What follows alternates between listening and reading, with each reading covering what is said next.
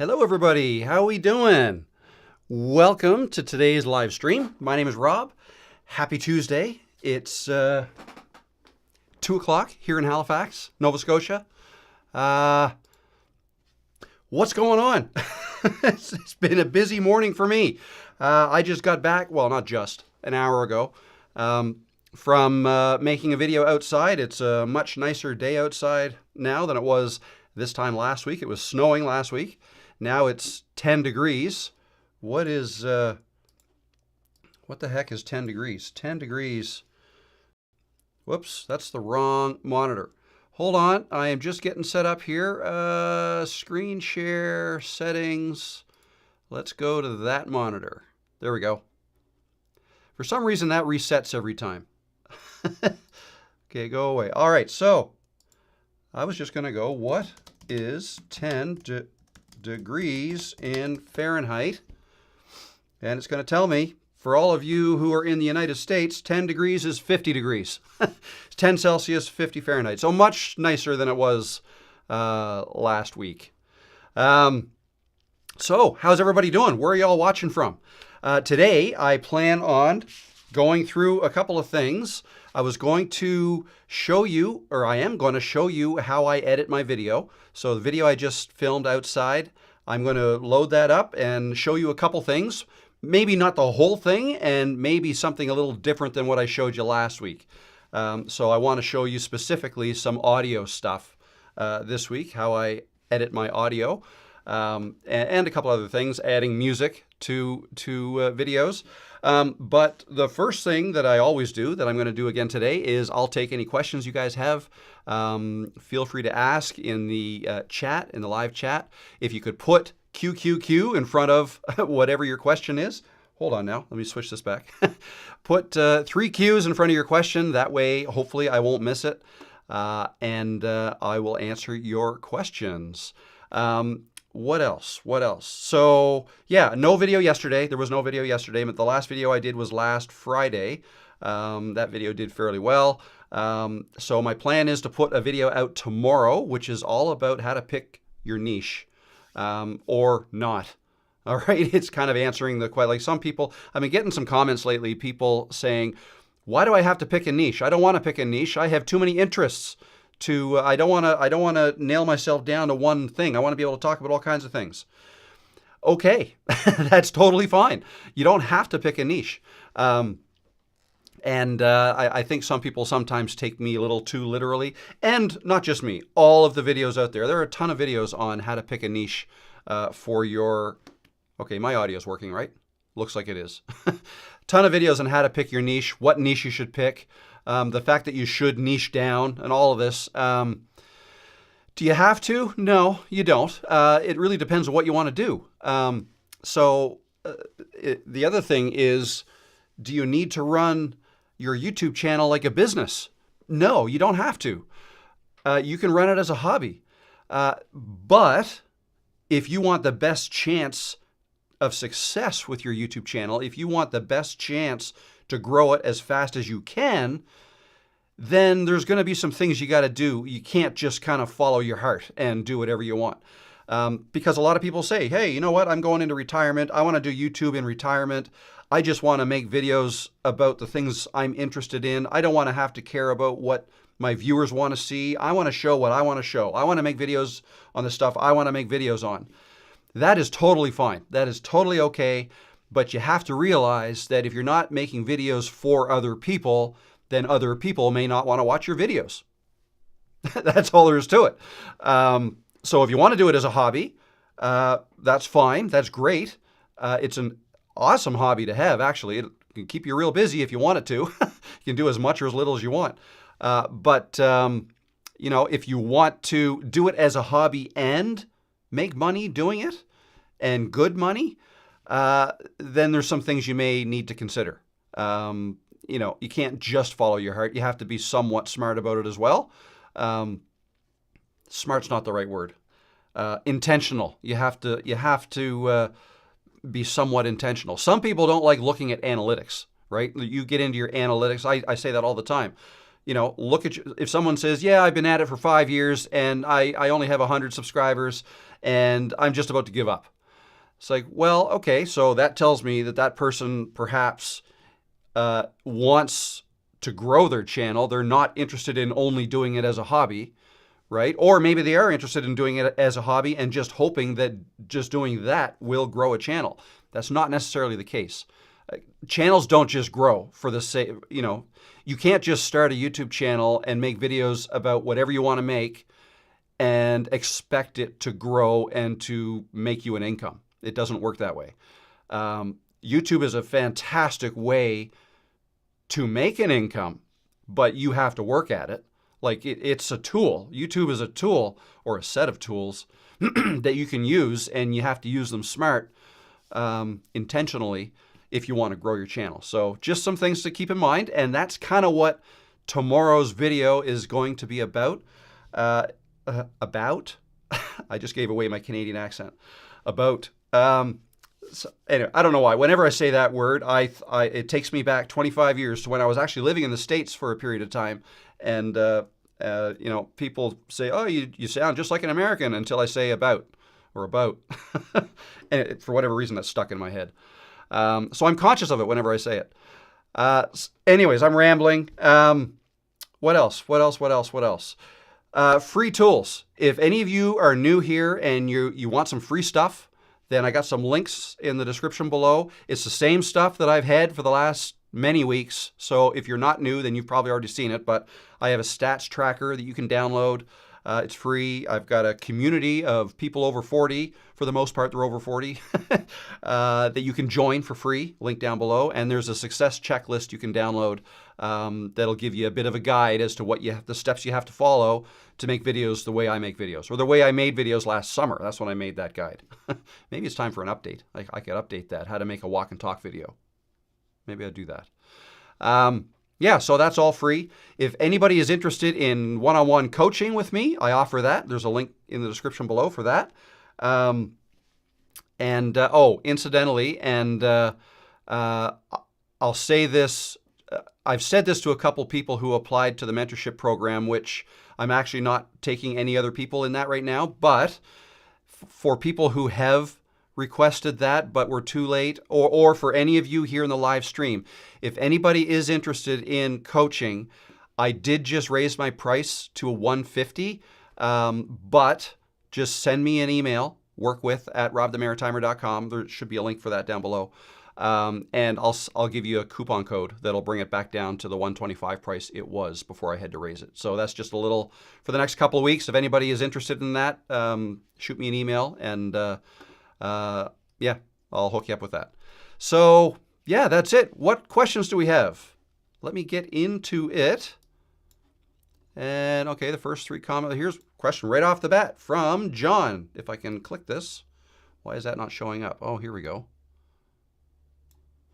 Oh, bear with me. For some reason, this is, what have I done? Let's move that. You guys see what I'm doing here? For some reason, I made that real small. Here we go. Here's the question from John. Hi, Rob. John from North Carolina here. Are playlists important to use, and should you use them for every video? I wouldn't say they're important, and no, I wouldn't use them for every video. I certainly don't. I have a couple of playlists, but I only use them when I'm doing something, I guess, special or different. Or like if you're creating a series of videos that are all about the same sort of thing, but walk people through it step by step kind of thing, that's a good situation for using playlists, right? So let's see. I have a playlist. I think I've got a playlist for Camtasia video editing videos. All of those videos, which I haven't made one of those in quite a while, but I would put them in that playlist. And I also have the Over 40 podcast, those sessions that I did. I think I did 7, 8, or 9 of those. The interviews where I interviewed other people, I put those in the podcast playlist. But you don't have to. I think playlists are a great idea if you are talking about more than one thing in your channel. Like if you didn't niche down to one specific niche. Let's say you have a couple different things you talk about, then maybe you can group one of those things and put all the, like, identify what the main topics are that you typically talk about, but then if there's something a little bit different, then maybe create a playlist for that so that people can easily find it.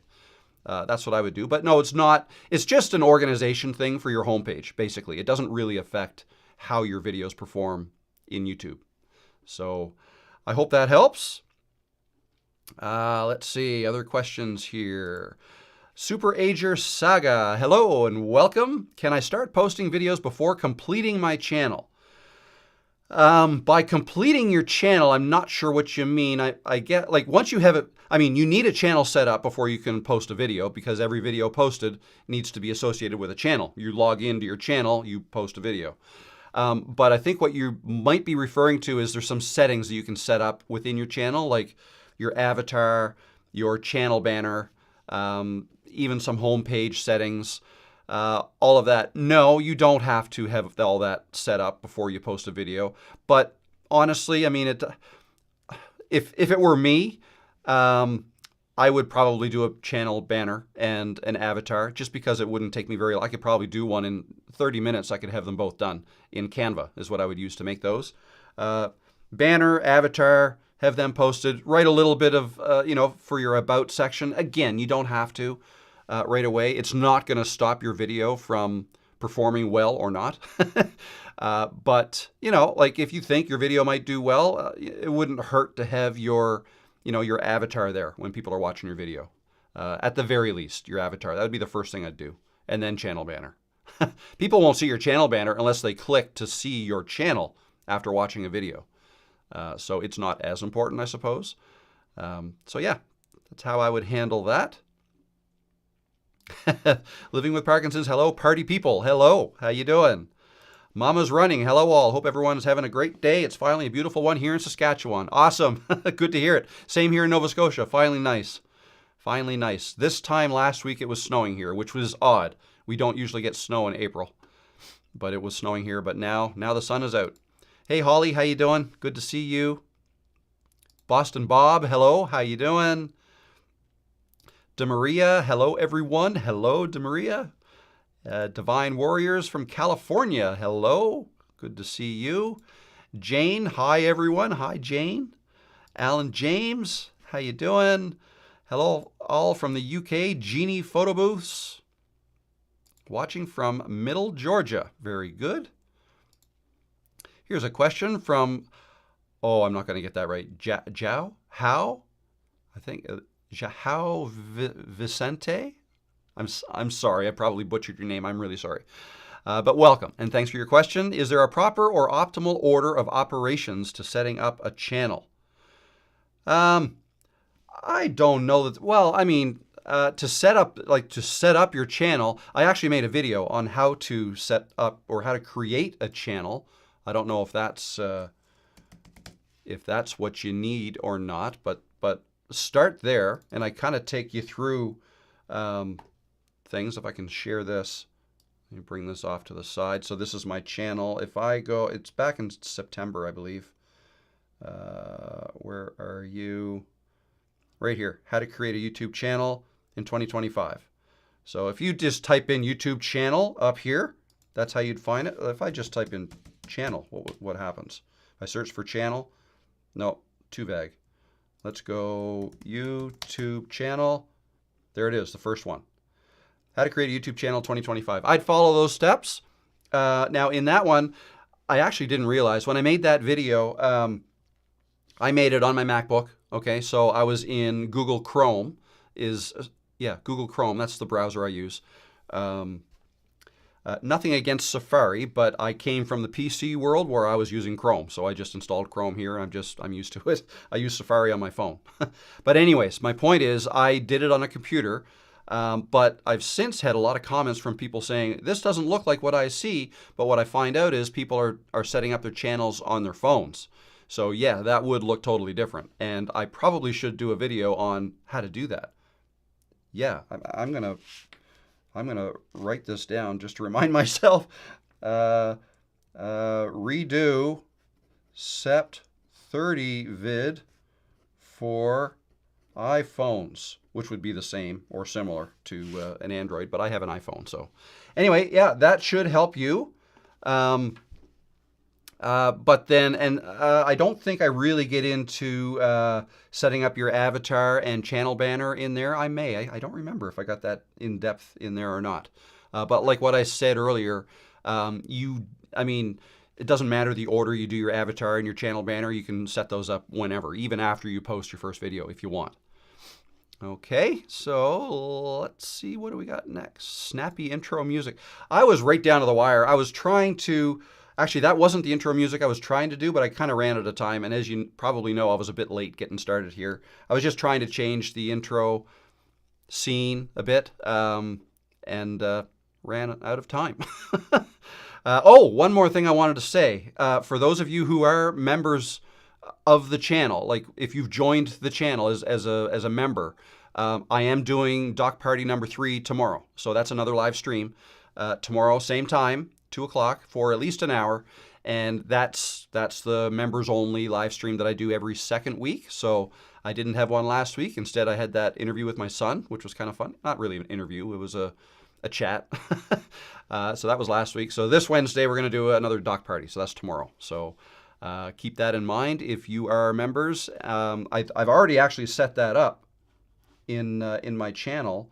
If I click on live, yeah, that's upcoming.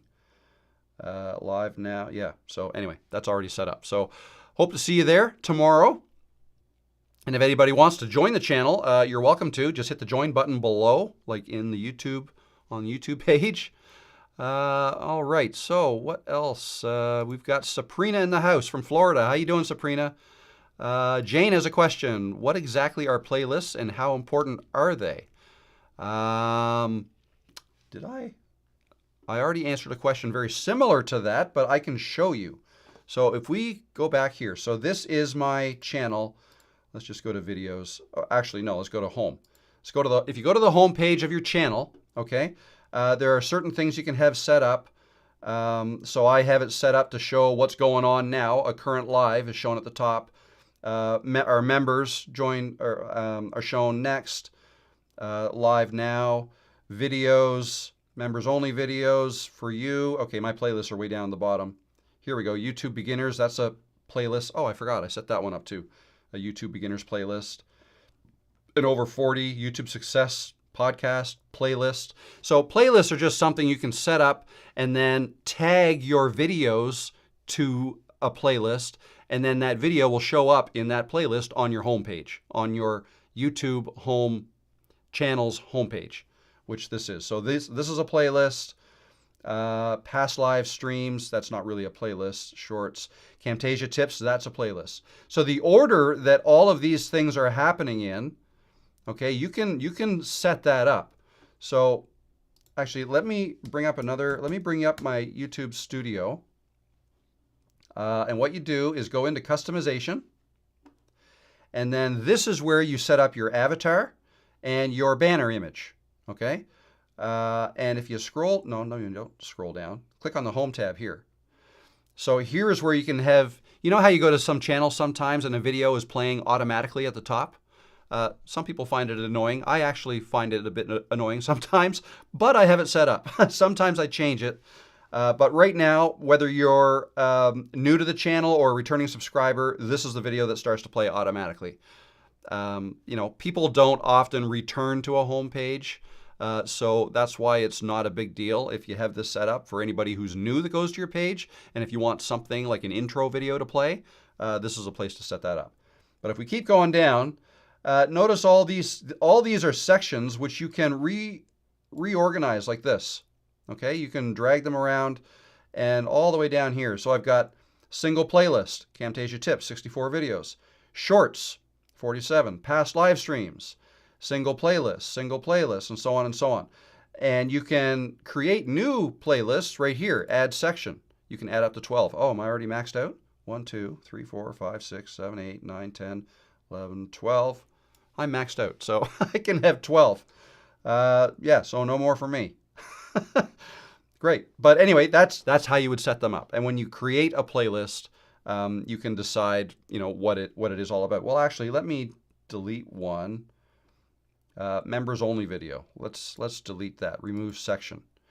Okay, so now, now I can add a section. So click add.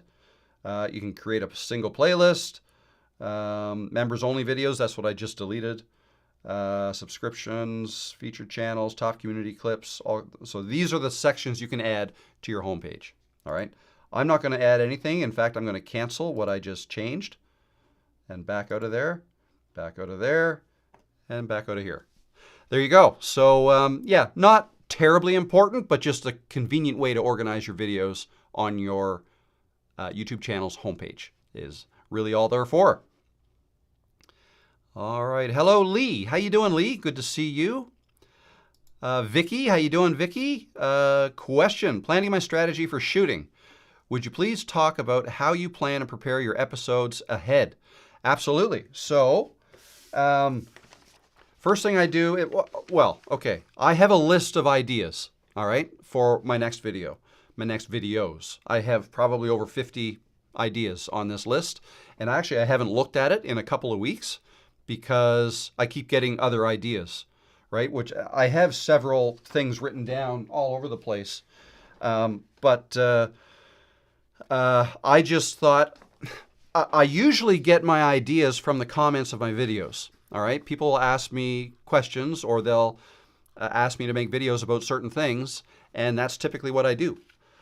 So I had a lot of people asking me about niche, like do I have to pick a niche? I don't want to pick a niche. And also, do I treat YouTube as a hobby or a business? What if I don't want to treat it as a business? That sounds like work. I just want to do it like a hobby. So I kind of merged those two things together and came up with an idea for a video. So what I did was I started to write stuff down on this sheet right here. I've got pick your niche, hobby versus business. I don't know if you can see this, but pick your niche, hobby versus business. Don't niche down. I've got in double quotes. I'm thinking that's what I want on my thumbnail. Not 100% sure yet. And some of these are going to be ideas for the title. Again, not 100% sure what the title is going to look like, but I will get to that. At least I had an idea for the video. Then what I do, then I wrote down, don't have to. Okay, that was an answer to hobby versus business. Don't have to, hobby versus business. And then another point, good at, passionate about, make a list. Okay, so I was starting to come up with ideas about around how to pick a niche. Okay, so I only got so far, and then I brought out my trusty cue cards. Okay, so this is what I do. I write down bullet points on a cue card as to what I want to talk about, and I'm thinking about it in my head. Meanwhile, I get my camera ready with my microphone. Okay, so where is? Oh, it's on the floor. The peanut cam. So this is, I've got it live right now, but this is my iPhone. This is how I film my videos outside, okay? I actually squeeze these together and I make the video like this. All right, looking at the rear camera, not the selfie camera, but the rear camera right up here. All right, so I start getting this ready. After I've written down my bullet points, I get my mic out of here, get this mic here, and I attach it to my shirt or my sweater, and then the other end, right here, the other end plugs into my phone, just like this. Okay, that's the receiver part. Now I've got this. I'm going to close this one. I also put this little guy on. This is the wind guard or wind muff or dead cat, it's often called. And it's got a neat little magnet here, which makes it super. I mean, you can clip it to your shirt like this with the clip. I don't know if you can see that. See, it's got a clip like that, but it also has that little magnet piece. And so all I usually do is I'll go up through my shirt like this with the magnet piece, and then I can attach it to my shirt just like that. Actually, I'll move your message out of the way a little lower there. So yeah, it attaches to my shirt like that. Throw my sweater on. So sometimes I'll clip it under my sweater if it's windy outside. Other times I'll just clip it right to my sweater. Okay, let me just take this off. But anyways, yeah, that's the setup, me getting ready. Then I go outside with this and my cue card. I put the cue card in my pocket and I start walking on the trail, and I've got a favorite spot I like to go to now. I'm not going to film them all there, but lately I have been. And while I'm walking there, it takes me, it's around 1.5 kilometers away, so about a mile away. While I'm walking there, I'm going through my head, okay, like how do I want to start this video? I really want to try to nail down the intro, so I put a lot of thought into that, and that's usually what oftentimes I'll write out what I want to say in the very beginning. Not every time, but sometimes. It's important to get your intro delivered fairly quickly, fairly tight. And if you can't, or if you don't when you're filming, then you can always do some things in editing to kind of tighten it up a little bit. But for this case, I wrote down struggling to pick a niche. Watch this now. So that's what I'm thinking the title might be. And then I said, what you've heard, niche down and run like a business. Hobby versus business. Going to talk about that a little bit. Pick a niche. What are you good at? What are you passionate about? Brainstorm. Going to talk about that a bit. And then my story. I'm going to tell you a little bit about how I arrived at my niche and how I started without one. And you know what I mean? So I talk about that a bit. And then your best niche. Talking about your story, your experiences, and all that stuff. So those are the points I wanted to hit. So I have this in my pocket, I got my camera, and I'm thinking about how to start. I hit record on my mic, record on the phone, and I continue to walk. Sometimes I record myself walking on the trail for a bit. Other times I get right into it. Today, I waited until, actually today, I got halfway there, and then I took a photo of myself and I posted that to the community posts tab. I don't know if any of you guys saw that, but I basically said, I'm about to make a video. I'm a few hours away from going live. I'm going to bring this video back and we'll edit it together live. So anyway, that's what I go through. That's how I plan and prepare. And then, so what I'll do now that I'm back, I will edit the video, add the music, cut out any mistakes, maybe add bloopers if I have enough, depending on the time. And I hope to have that video out tomorrow morning. So I do have, I'll probably edit most of it tonight. I do have a coaching call later on, but probably after that, I will edit it and then I'll finish it up tomorrow. That's how I do it. So that's kind of a long-winded answer, but I guess to answer your question, everything is kind of different. It's very fluid. That's how I make my walk and talk. So the other thing is I have different styles of videos that I make. I make some outside and I make some in here, right, with my computer. If I'm making a tutorial style video or something where I have to share my screen and I want to demonstrate something, then I'll do that right here at my desk. And some other ones I do back there in that chair. I'll quite often make a video there, although it's been a while since I have, so maybe I probably should sometime soon. I feel like it's good to switch it up a little bit. And a lot of you guys, you people, confirmed that in the video that I made last Friday. I actually asked a question. I said, like, what kind of videos do you like to see? Do you like to see me mix it up? And a lot of you kind of said you do. So that's what I'm going to keep doing. So anyway, Vicky, sorry, long answer, but I hope that helped. Let's move on. Sun is busting through here in Southern Ontario. Awesome. Hello from the UK. Hello, Tony. How you doing? Oh, Vicky's in Iowa. That's awesome. Modeling with Mike has a question. Chatting from Northern Indiana here. What do you think of Filmora as an editing app? I need to get a new editing app before CapCut goes poof. Good question. So I have CapCut. I haven't used it in several months. Filmora I've never tried, but I want to. I want to try it. It's fairly well known. I don't have anything bad to say about it because I haven't used it. But quite honestly, my thoughts on video editing apps in general are they're all very similar. They're all very similar. Some are way more powerful than others. Some specialize in some things and others specialize in others. I use Camtasia right now, but I have also used DaVinci Resolve. The way I look at it, Camtasia handles animations really, really well. It also handles like if you're making presentation style or tutorial style videos, makes that super easy. DaVinci Resolve is a little more powerful in the color correcting, color grading space, but it also tends to get quite involved, quite complicated, maybe a steeper learning curve. Filmora, I feel like that's closer to Camtasia than DaVinci, but I'm not sure. And then you got other ones. Premiere Pro and Final Cut Pro are the two that I feel like are like kind of the top of the heap. And DaVinci Resolve, it's up there too. But Premiere Pro, Final Cut Pro, they've been used for a long time. I have heard over the last year or two that a lot of people who use those have moved to DaVinci Resolve.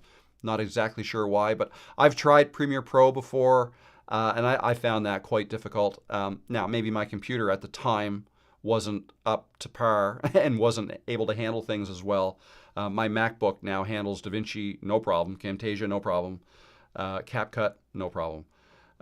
But yeah, no, so I guess my answer would be I haven't heard anything bad about Filmora, and I've heard a lot of people use it. So it's definitely worth a shot, I would think. Maybe see if they've got a free trial that you can start with, or a free version that you can upgrade from later, would be my suggestion. But yeah, once you get to know one video editing app, it becomes a lot easier to learn another one.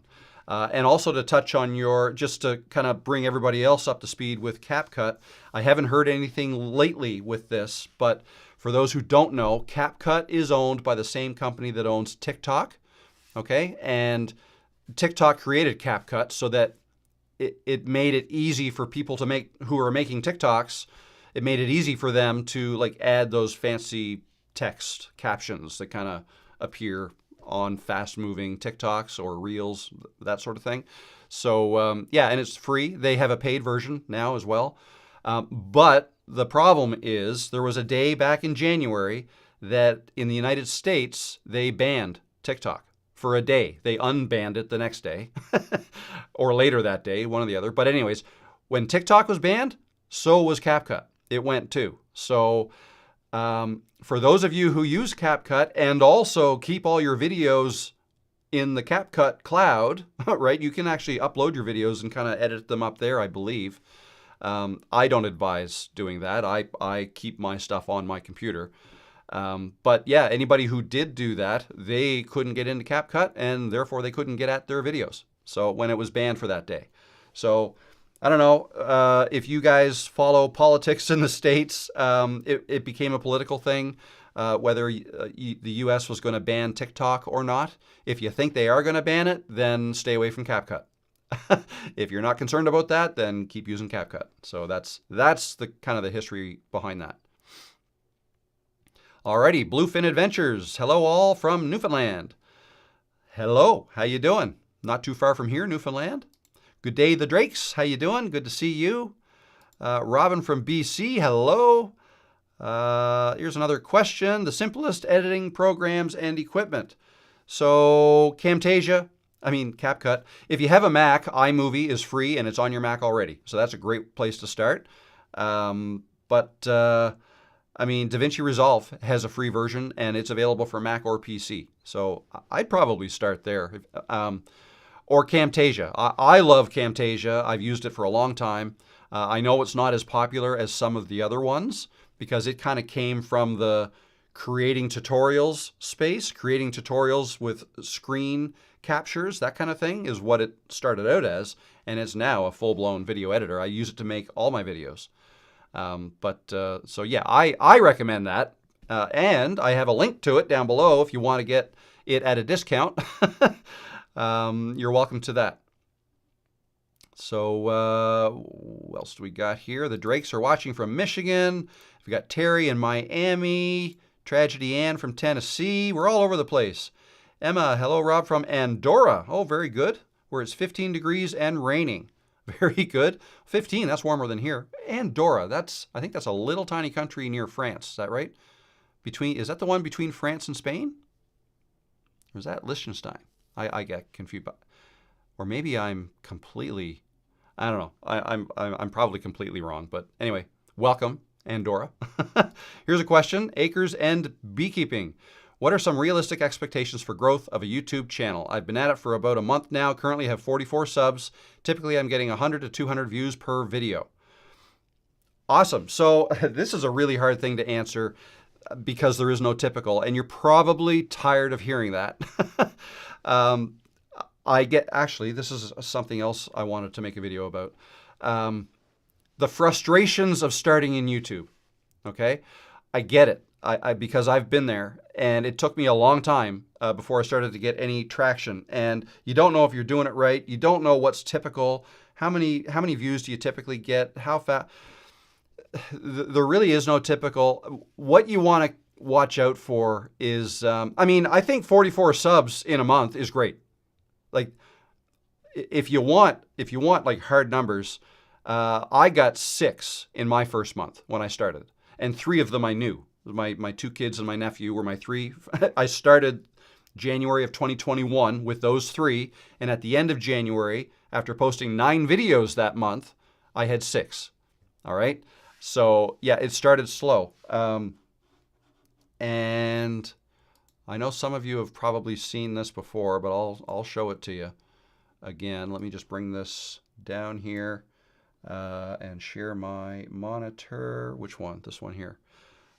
Okay, so this is the spreadsheet I use. This is the stats tracker. If you're interested in this stats tracker, it's a spreadsheet. This is what you can download for free. I've got a link to it down below. I just removed my own numbers, and I included a video, I believe. I'd made it quite a while ago, but there's a video in there showing you exactly how to use it and how to plug in your numbers. But here you go. I started January 2021. I had some starting numbers up here. So for some reason, I already had 18 views before I started. I created my channel in April 2020, but I never uploaded a video till January 2021, okay? So I had 3 subscribers to start, all right? And then in January 2021, I made 9 videos, all right? That brought in 254 views, plus the 18 equals 272. Brought in 7.2 watch hours, plus the 0.2 I had before, 7.4. This is a running total. 3 new subs that month for a total of 6. But then I took 8 months off. Didn't make a video for 8 months. The next month, I actually got 8 new subs for a total of 14. The next month, no more videos, but 4 new subs for 18. Then 4 for 22, and so on. Then 24. I had a video, this one here, how to move captions up in Camtasia. It was starting to do well. Look at the views grow on it. It was one of the 9 I made that first month. And the first month it had 44 views. This is something else I track. I track my best video of each month, okay, just to see how it grows. And it was growing. And then later on, another video that I had also made that first month, it started doing really well for many months, many months. Okay, so you never know when a video might take off. If you make a video that goes evergreen, meaning it's something that people can learn from for a long period of time, that people can find in search, not just by browsing your channel or browsing their own YouTube. If you can make a video like that that's found in search and people are searching for a lot, over time, YouTube may push it out more and more and more, and that can happen. Okay, so that'll give you an idea how slow my growth was to start. I was up at 90. Well, it kept growing. I was up at 160 subs at the end of September 2021, and then I posted one more video, and I was gaining. Okay, so it started to grow then, but again, it was very slow to start out, so I wouldn't get discouraged. 44 subs in your first month, I think, is great. And how many videos have you posted? I'm guessing less than 9. I posted 9 my first month. That's a lot. That's the only reason I'm guessing less than that. Maybe you did make more. But, you know, if you can make 1 video a week, I think that's totally fine. That's kind of like a industry standard average, right? And if you can do that consistently, 1 a week, that's great. If you want to try, if you have the time and you want to try to accelerate that, then do, 2 a week. 3 a week becomes a lot. And that's what I was doing later. And then it also depends on how complicated your videos are, like how much editing are you doing. If you're doing a lot of editing, then you're not going to be able to make as many videos as fast. Whereas if you just talk off the cuff like what I'm doing right now and make videos that way with minimal edits, you could make a lot. You could maybe even do one a day if you wanted to, if you keep them short. So anyways, I hope that helps. I know I can only show you what I've done, and I've seen other people grow much faster than me and other people that grow slower. So it's really just a matter of post your videos, see what's working, see what's not, and then try to improve on what is working, try to fix what's not, and you can get a lot of clues and hints about that stuff from your analytics. Okay? So anyway, hope that helps. I'm going to take a drink here.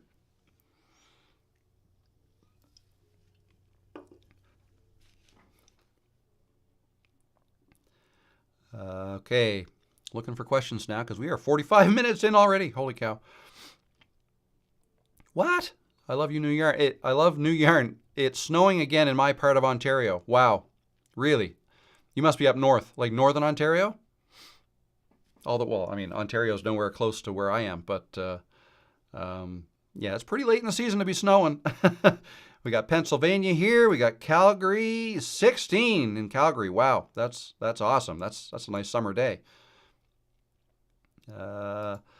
Terry Miller has a, oh no, not, I watched your lighting video and I made some changes to my lighting. Game changer. Awesome. Way to go, Terry. Glad that helped. Upper Peninsula of Michigan, thunder snow showers. Eugh. But just ending. No accumulation. Very good. Don't have to shovel then. That's good. Black Man Explore TV. I'm stuck with watch hours. Do some live streams. Do live streams. If you can start growing live stream and do that every week, that's what really pushed my watch hours over the top. I'm a big believer that if watch hours is your concern, do live streams. You can get a lot of watch hours racked up pretty quickly. And I mean, it doesn't happen automatically, but if you incorporate live streams into your overall plan and start to advertise or promote your live streams in all of your videos, and then conversely, when you get live, promote your videos from your live streams, right? It becomes a machine that you're promoting from within. If you keep doing that consistently over time, you will start getting a lot. If you can grow the number of people who are coming to your lives, you will. That should fix your watch hour issue. It fixed mine. Hello, Kristen. Raining in Ohio and high winds. Ouch, that sounds cool. Cold, I mean. Question from Hearts of Source by JJ. With my limited time as a solo caregiver of elderly bedbound mother and a plethora of content creations to share with the world based on my life experience. Question: shorts or long form for a good start? Okay, so take this with a grain of salt.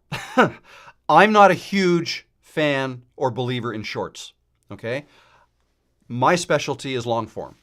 And when I say specialty, I use that pretty loose. All I really mean is long form is what I focus on. I think of them as two different things. And I don't necessarily think one can promote the other that effectively. I think you can, if you decide it's whatever you like to make. I think it's harder to make money with shorts than it is on long form. But again, that might be due to the style of videos that I make. I'm sure there are plenty of people out there who love making shorts, who love the short form format and their style that just resonates with them better. Stick with that. But if somebody who specializes in shorts then decides to make a long form video, that would become harder, right? Especially if they're doing a lot of editing. They might look at a long form and think, wow, that's going to take a long time to edit a long one.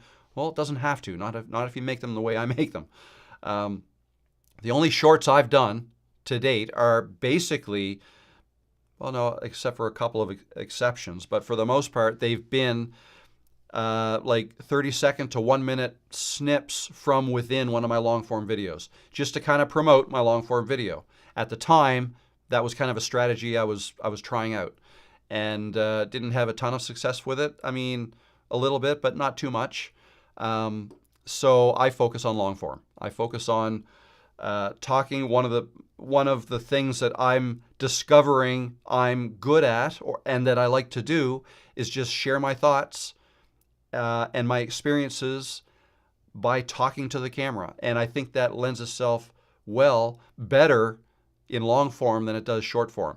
If you're making a short form video, then it had better be, things better be happening pretty quick. Otherwise, people swipe away. That's my experience with short form. Whereas long form, if you're interesting, then people will keep listening. If they really want to hear what your thoughts are, and if you're growing a channel based on you being the brand and people really want to hear what you have to say about whatever it is you talk about, they're more apt to stick around for 10, 15, 20 minutes, or however long, your average video is. So, so I guess my answer, actually, that looks pretty small. There we go.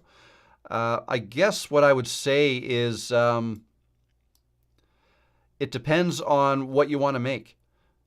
So where does your passion lie? What kind of videos do you want to end up making for the most part? Long form or short form? And I would pick one and stick with that. If you have a lot of content, you say you've got a lot of content you could make videos about. I'm guessing a lot of life experiences, you probably have a lot of advice you could give. To me, that just screams long form videos. Which I think is an easier way to grow a channel anyways. So anyway, there you go. My thoughts. YouTube is a tricky business. You have to balance the viewer's desires with the desire that you have for yourself. And the algorithm sometimes runs against a barrier. That's a great way to put it. You do. Well, you don't. This is what I talk about in the video that I just filmed. The key is, if you want to grow a channel. If you want to grow a channel, then you kind of have to listen to what YouTube's telling you in terms of feedback with how your videos are doing. You got to listen to that and make adjustments based on that. Either make more of what's working or make less of what's not. And if you want to grow a channel, growing a channel means increasing the number of subscribers to your channel. That's usually how we gauge the growth of a channel. How many subscribers do you get? Well, if you make videos that other people want to see versus if you make videos that you want to make, and if there's a difference there, which group do you think other people will want to subscribe to? If you make videos that other people want to see. Maybe I didn't present that very well, but if you make videos that other people want to see, if they want to see it and they like it, that's when they will subscribe to a video. If you just make a video that you want to make and without any regard to what other people might want to see, then you're just satisfying your own self.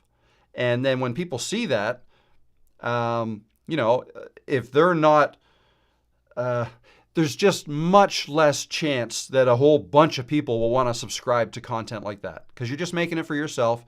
I'm generalizing, and I understand that, but it'd be nice if you could make stuff that you want to make that is also what other people want to see, and that becomes the challenge.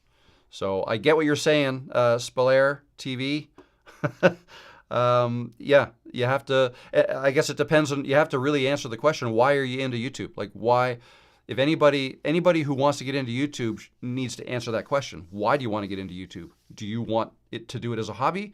Do you want to do it because you are a creator and you want to make videos, and maybe you want to document your life, your family's life, put special occasions down on video and make a nice video out of it so that you can share with your friends and family, or just for yourself? That's one way. That's kind of the hobby route. Or do you want to make an income from it and grow it as a business? Or do you want to make an income from it without having to treat it like a business? I think that's where a lot of people kind of fall into that category. Anyways, I talk a lot more about this in the video that I will have out tomorrow. 18 videos in, I suddenly realized I didn't like making videos in my niche. Starting over. Didn't see that coming. Interesting. Yeah, it happens. It happens, and there's nothing that says you can't start over either. You don't have to delete what you've done, right? Just create a new channel with a new channel name. That's all you have to do. And that, because maybe you'll come back to that niche you started, like years down the road, you may decide that you want to pick that back up again. And if it already has some videos in it, you know, there's no harm in leaving them there. So, yeah, no, I hear you. That's happening. And I skipped over one by mistake. So let me go back. Paul says, how do you lose the fear of video recording yourself and also keeping the focus on don't getting stuck repeating the same thing because you're nervous? Practice. I mean, well, there's a couple things here. Practice, for one. The more you do it, the better you'll get at it. I like to carry around a cue card with bullet points in case I get lost or stuck. I can glance at that, and then I can either edit that glance out of the video or I can leave it in, right? I don't think there's much wrong with leaving mistakes like that. That's not even really a mistake, but you can leave that in your videos. And doing so might even make you seem more human to your viewers. So like a lot of times I'll just come out right out and say, today I'm making a video and I've actually got 6 points and I want to make sure I don't forget them. So I've got this cue card here. So if you see me looking at this, that's why, right? I'll say that right in the video, and that almost protects you. Like if you say something like that, then you don't need to hide. Like remember, you're not making a video for Hollywood. You're not making a video for television, okay? It doesn't have to be perfect. So narrate yourself every once in a while. Like tell people what you're doing because they're interested. If people are watching YouTube videos, they're quite often interested not only in what you're presenting, but how you're making your videos. A lot of times people are interested in that. So you can just come right out and say stuff like that. And as far as getting stuck repeating the same thing because you're nervous, I've done that. I've been there. And when I catch myself, I think I did today. I don't remember. But yeah, if I catch myself saying something that I've already said in the same video, I may just say something like, I think I've already said that.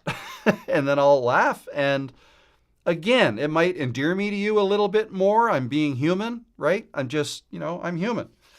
My brain doesn't work the way it did when I was 30, right? I'm mid-50s now, and I'll lose my train of thought.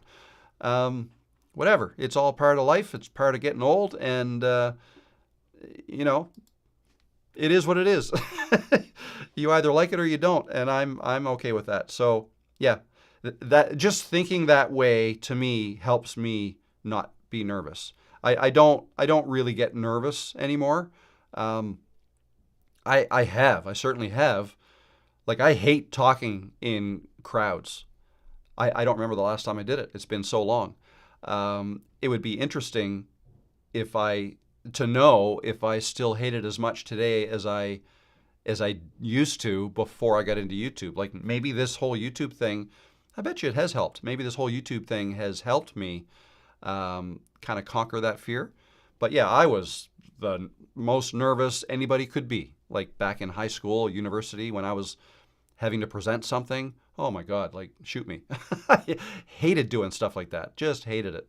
Like I'd get red. I'd start sweating. I would forget what I wanted to say. You know, anyway. I spent most of my time worried. Oh my God, is the teacher going to call me or not? Can I hide behind the person? I would sit in the back. So anyway, it'd be interesting. I don't know. I don't know if I could give a speech now or not. Right now, I'm only talking to my camera, so. All right, let's move along. I'm way behind on the questions here. How important is live streaming to being successful, do you think, Rob? I think it's important. People obviously have become successful without live streaming. I understand that. It can be done. But if somebody is struggling with their growth, this is a fantastic way, I think, to grow a channel. To add live streaming into your plan, your content strategy. So for me, looks like it's shaking out to be around 2 videos a week and a live stream or 2 a week. Okay, 1 a week for sure for everybody, like I'm doing now, and then 1 every second week for members.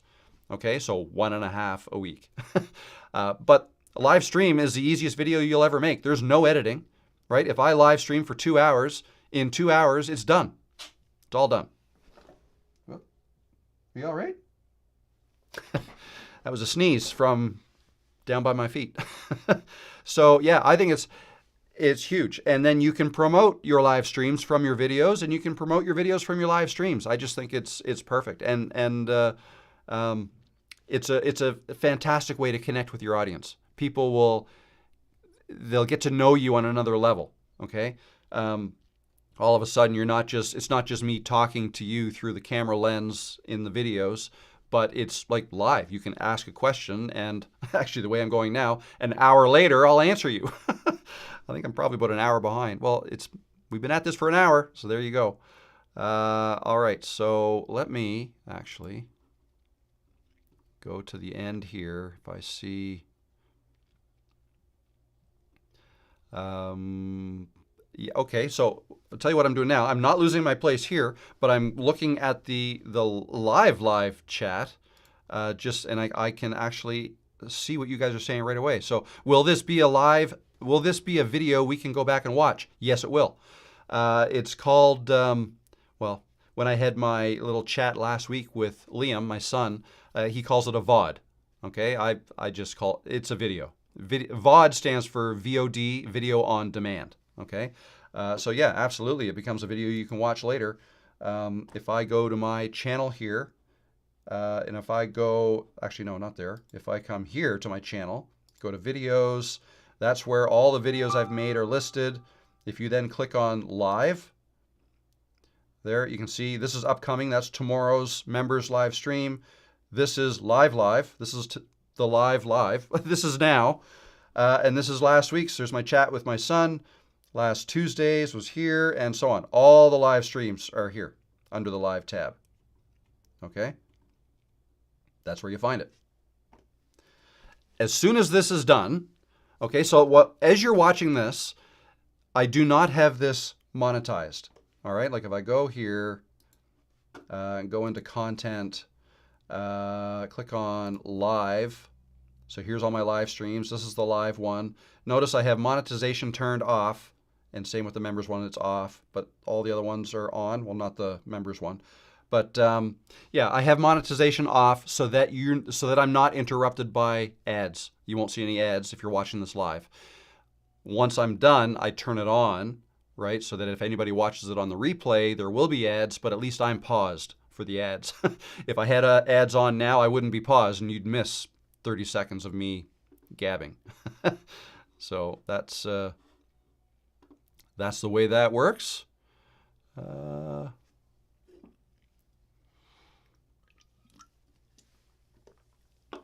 Too many buttons. So yeah, that's, I know I've made this promise before, but I am working on a video showing you how to live stream. I've been saying this for weeks now. With any luck, I can have that ready for Friday. Okay? That's kind of the plan. The video that I shot today will be tomorrow's video. But I'm hoping, so I'll show you how I do my live streams and how you can do it and how it can be super simple. You don't need to use all the stuff that I've got going on here. I know I've got a lot of monitors and all that stuff. You don't need all that. Camera, mic, computer, internet connection, that's all you need. And honestly, camera and mic, you could use the camera and mic that come with your computer in your laptop, right? You don't need, but if you want, to up your quality, then I'll talk about that, how to do that, how to use a better camera and plug it in. Same with a microphone. So we'll get into that. And if you want to share a screen, it's good if you have a second monitor that you can share your screen as well and set up scenes. And anyway, I'll get into that in the video. Excuse me. Let's see here. Where are we?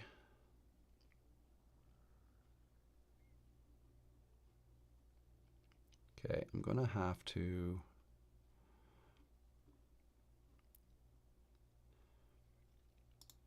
same here about living in the States about 25 years ago and getting caught out on the word about. Yeah, that was the main one. Wisconsin is where I was living for 6 months for work. I was training. I loved it there. Beautiful. It was from July to December was the time of the year. And yeah, it was, that was the word. Make sure to put QQQ in front of your question. Thank you. Thank you, Rochelle. QQQ. I used YouTube promotions and it gave me tons of views and subs. However, when I don't use it, my views are next to nothing. What gives? All right. Okay. I'm glad you brought that up. So I am not a huge fan of promotions. I have never promoted any of my videos at all. I can see, yeah, they would bring it. See, if you, it's essentially like paying for subs and views. They're like empty subscribers. So imagine this. You spend a bunch of money, you get a whole bunch of views and subs, okay? And now, let's say you're not currently promoting anything and you make a video and it gets posted. Basically, the first people YouTube notifies about your new video is your subscribers, all right? Now, if your subscribers came to you because you promoted a video and they subscribed, right? Then they didn't find you organically, right? They're not a true fan. They didn't actively click to subscribe so that because they loved your content, they want to see more from you.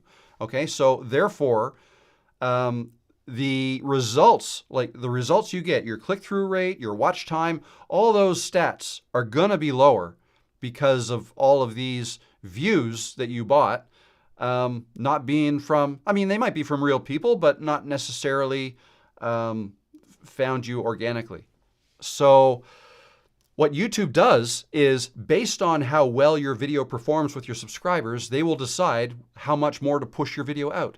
So if your subscribers are not responding well to your new video, YouTube's going to think, oh, it must be a crappy video. we're not going to push it out anymore to any more people. So that's been not my experience because I've never done it, but I hear this story a lot from people who have tried that and it just doesn't work. And in fact, it hurts you longer term. That's what I'm learning from that. So yeah, that's probably what happened. You almost want all those people to leave your channel. The ones who subscribed who didn't find you organically, it'd be best if they did not. It's for the same reason why I suggest you don't tell friends and family about your YouTube channel, because friends and family, although they may want to support you, and when I say support, I don't necessarily mean watching all of your videos, because that's a big ask to be asking people to watch all of you, especially if you're making hours and hours of content. Everybody's lives are busy. There are other things they need, that they're working on, that they're doing. They've got lives.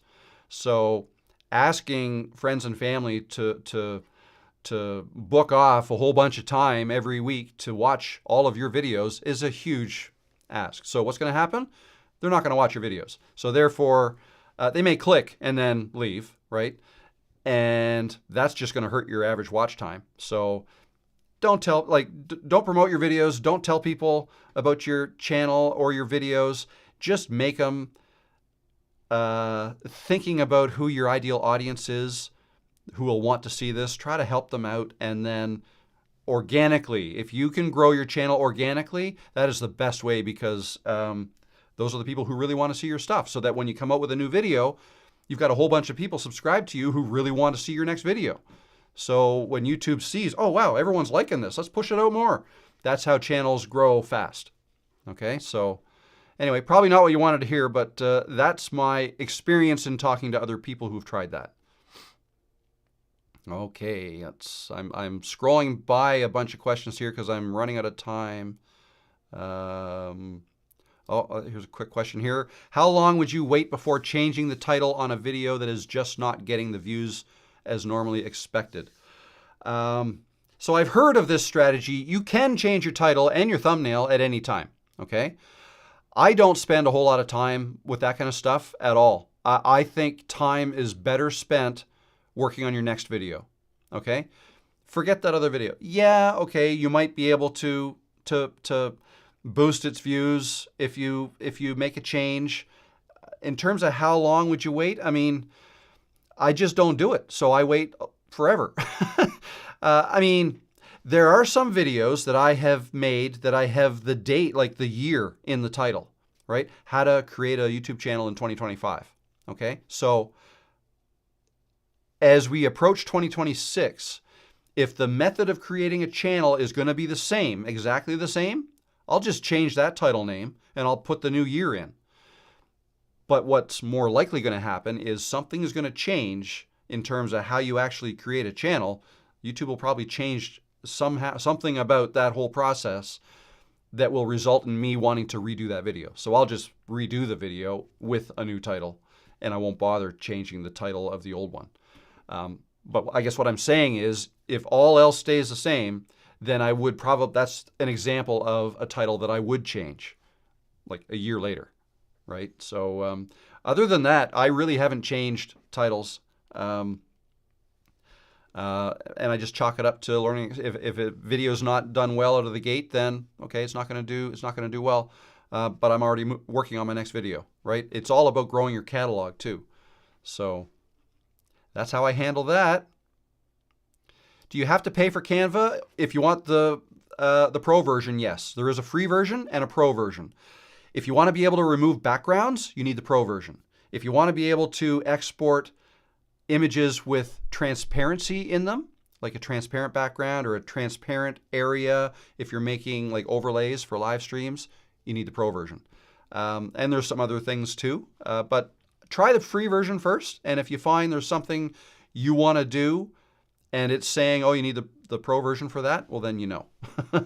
But yeah, there's a totally free version you can start with. Okay.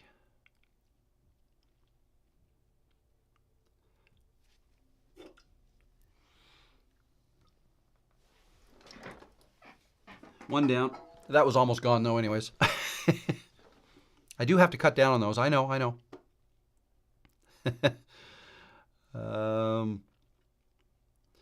All right.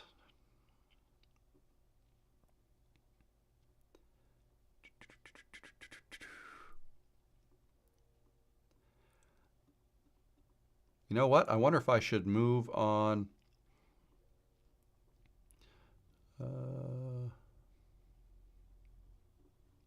Oh, here, is it an issue if you tell about your own YouTube channel with family and friends? So I think I just answered that question, but yeah, I mean, if you already have 100 subscribers and you let 2 or 3 people know, it's no big deal.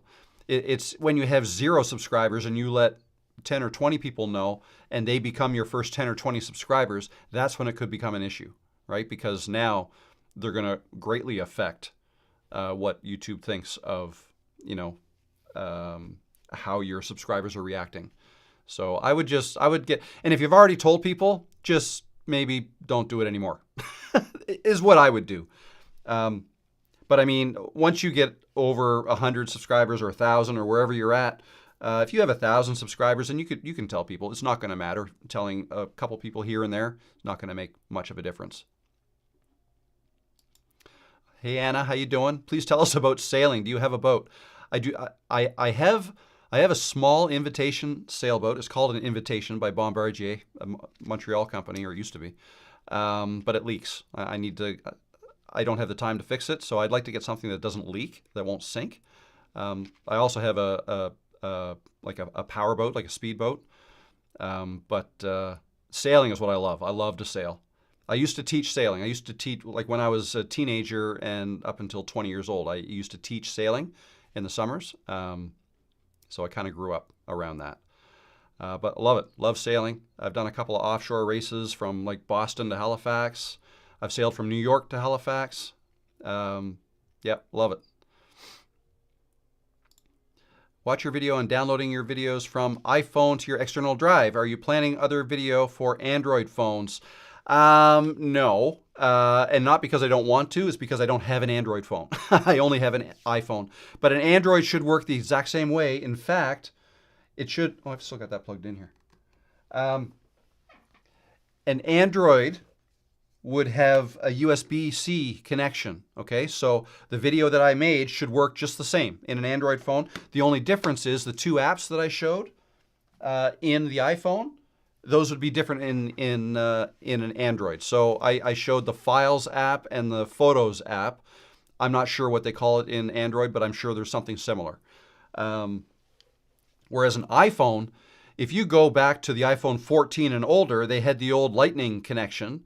So that video that I made does not work on Lightning iPhones. And I do plan on making an updated video showing how to do it for the older iPhones, because it involves not just another adapter, but also a powered hub. And I've seen another video on how to do that that I basically want to recreate, just to kind of put a bow on, you know, the video I've already made.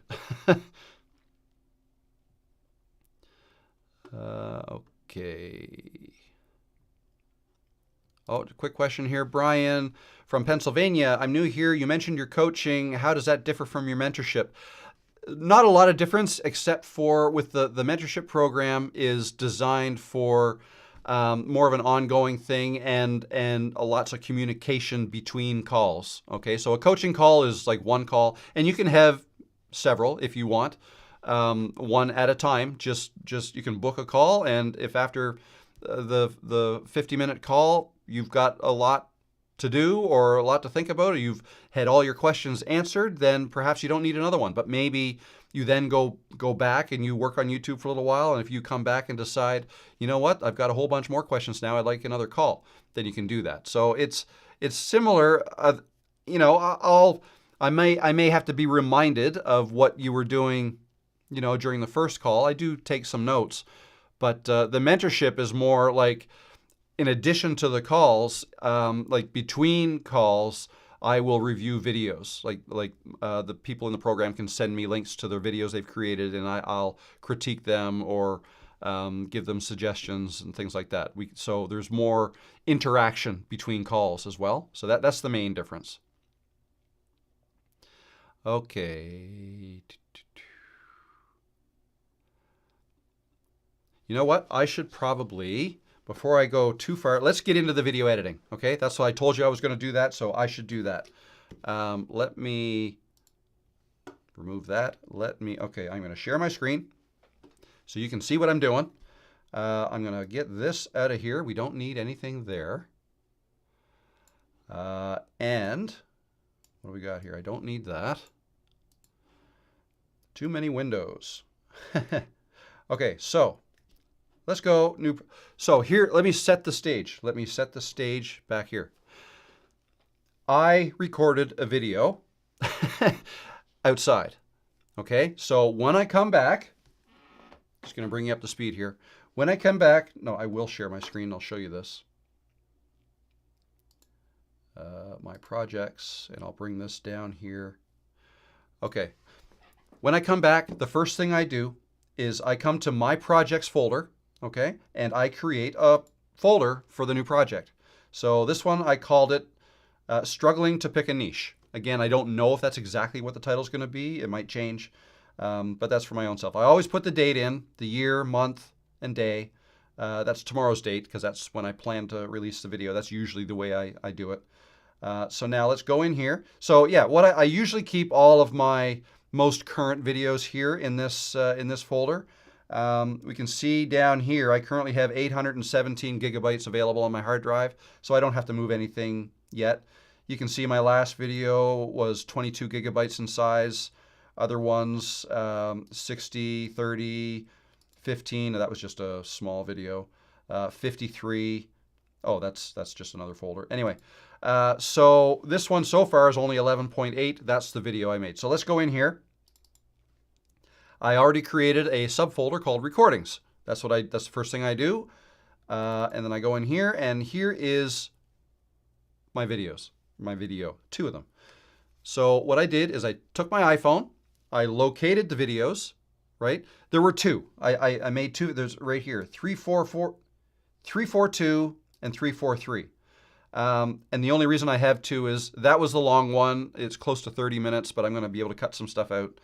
But then when I was walking home, I turned it back on again, and I talked a bit more to the camera. The last time I made a video, I kind of put something like that at the end, and I was thinking I might do the same thing. So that's what that is. That's why there's two. Excuse me, that's why there's two.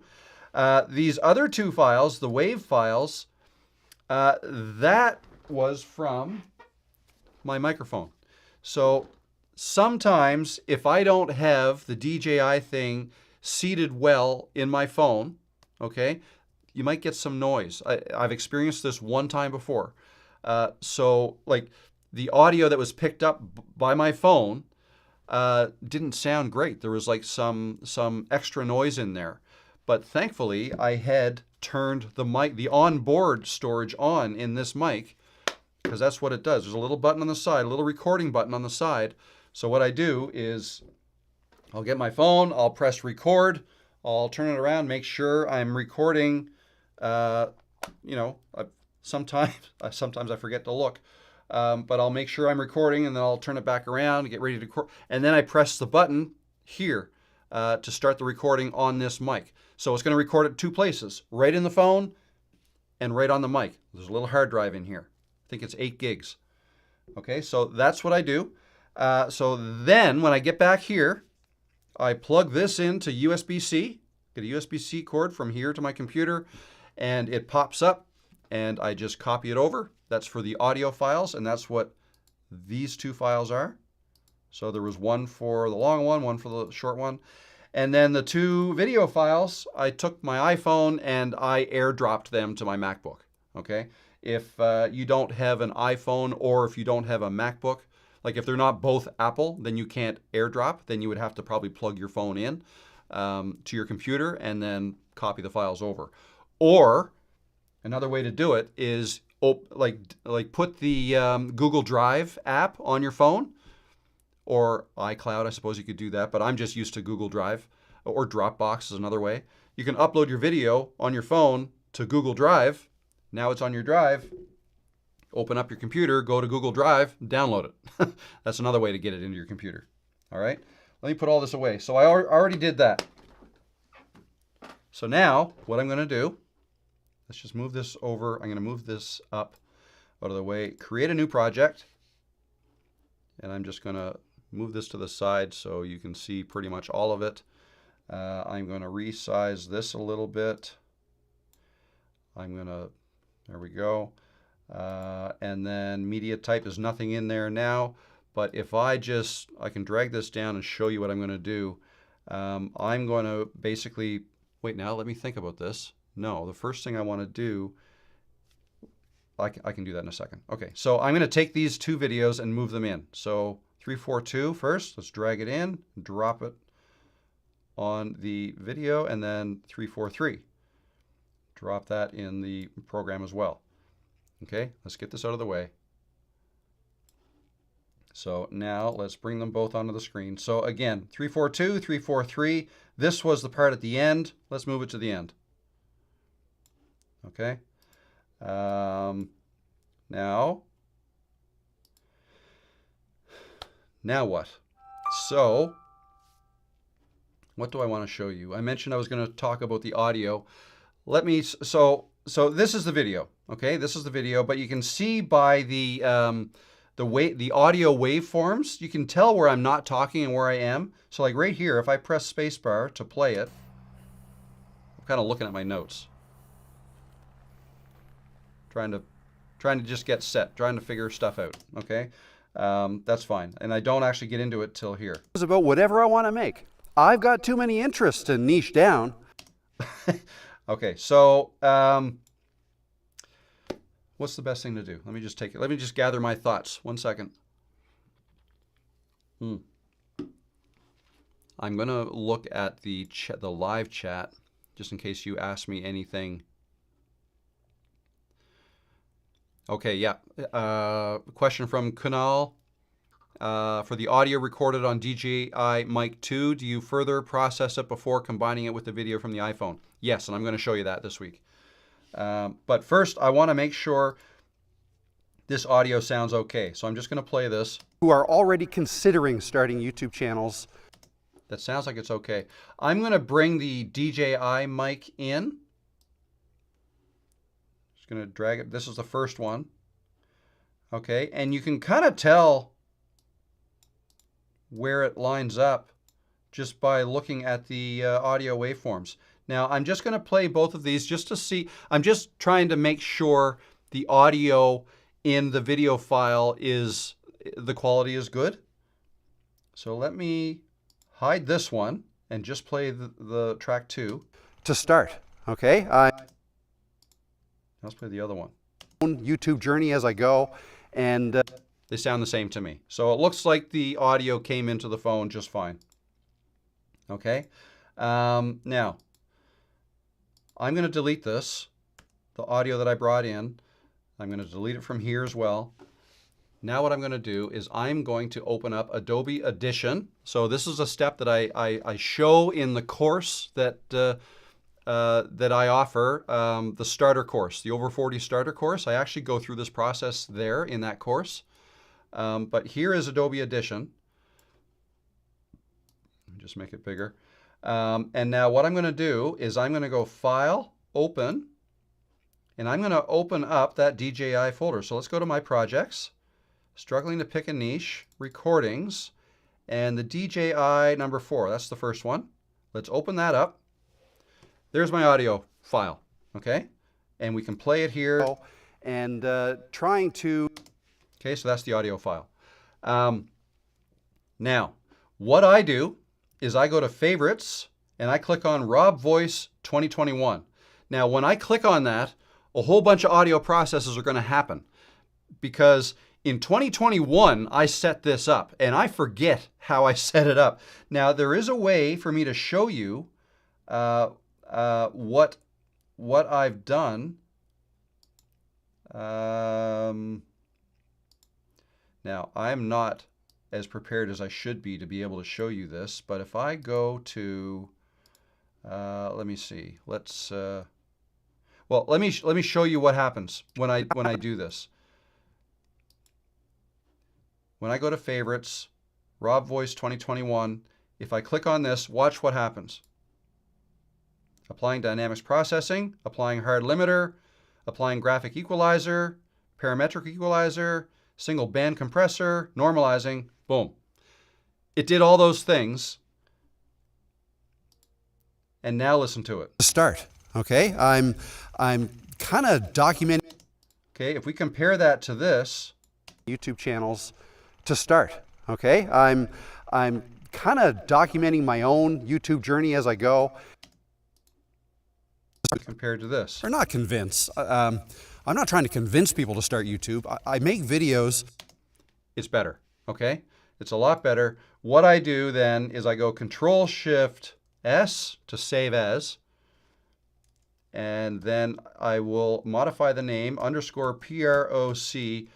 That's just what I always do. It's short for processed. I used to type out everything, the whole word processed, but now that's fine. And it's going to save it back in the same place, and I'll click OK. And now it's going through it. There, it saved that. All right, so now if I go back here and look back in here, we can see that DJI 4 file is now here, _process. There's the new version.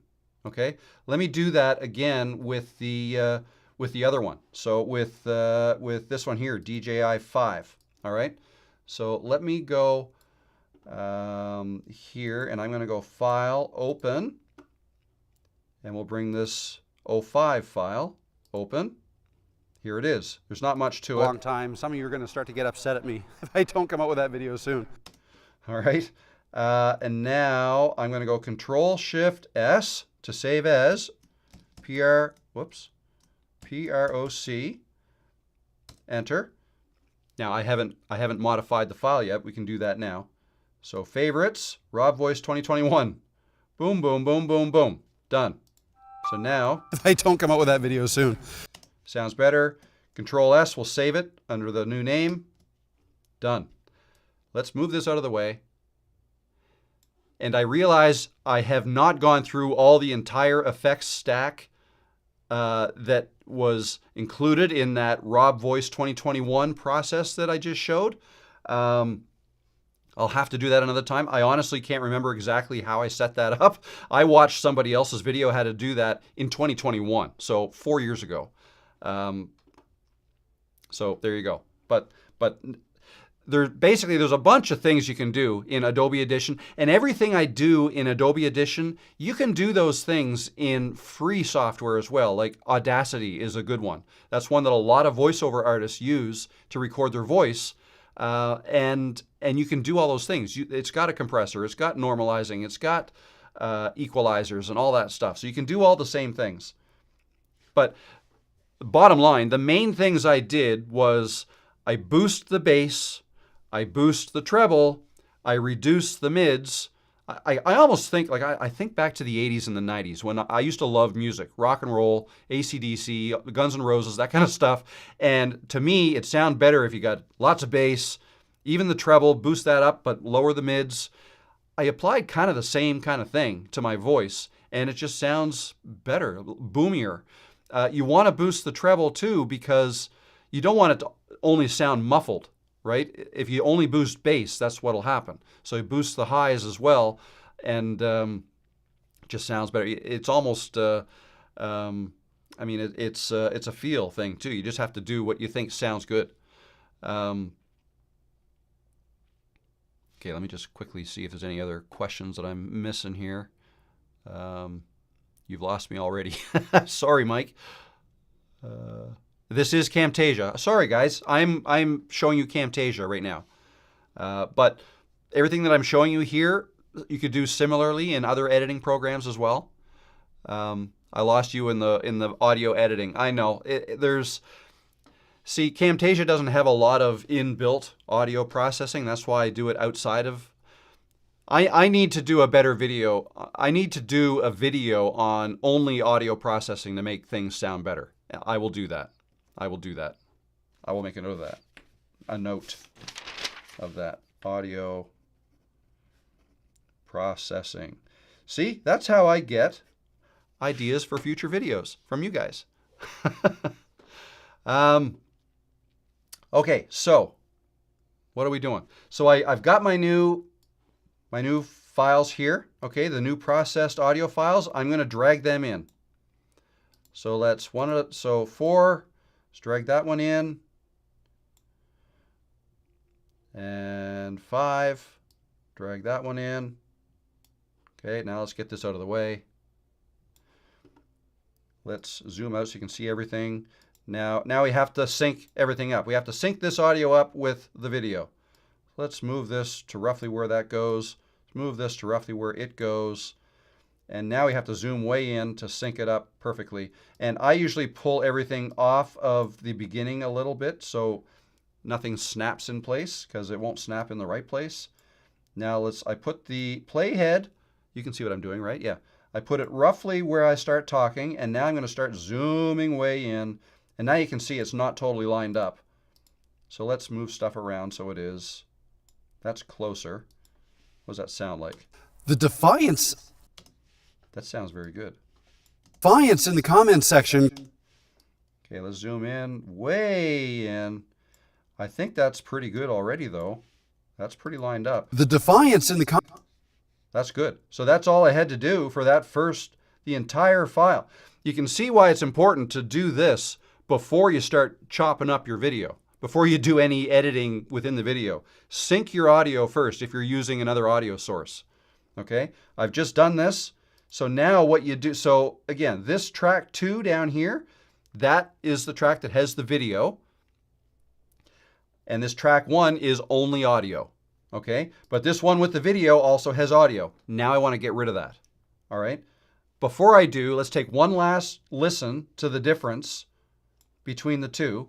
So you heard so they're both on right now. Listen to that. Comment section can be little echoey. If I turn the new one off and only listen to the video one. Defiance in the comment section. Okay, now let's turn that off and only listen to this. The defiance in the comment section sounds a whole lot better, but there's no video there. So now what we have to do, we have to keep this video but lose the audio. Easy way to do that in Camtasia is you right-click the video track and click Silence Audio. Boom. Audio's gone there, but it's still here. Defiance in the comment section can be palpable. Done. So those two are done.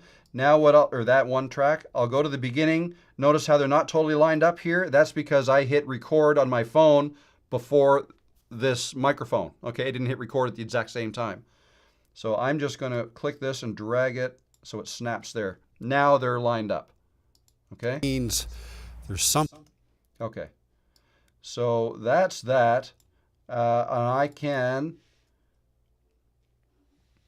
Well, that goes right to the end. That's 31 minutes. Yeah, I'm going to be able to cut something out. My guess is this will be a 25-minute video. Now let's go to this section here at the end and make sure they are synced up. And we can tell here that they are not. So let's move this and zoom in a little farther. Oh, I think I got it again. It's almost shorts weather. It's almost shorts weather. Not quite, but almost. I'm in shorts now. That's close enough, I think. Let's right click and remove. No, we don't want to remove that audio. This audio. Right click, silence audio. And now let's just make sure the sound and the video line up. It's almost shorts weather. It's 10 degrees. Yeah, it looks pretty good. So, same thing. I'm going to click and drag this so it's the beginning and the ending both line up. This one too, I'm going to drag that there. All right, there's my files. Now, next thing I do, I'm going to find where I want to start this. So these are probably some false starts.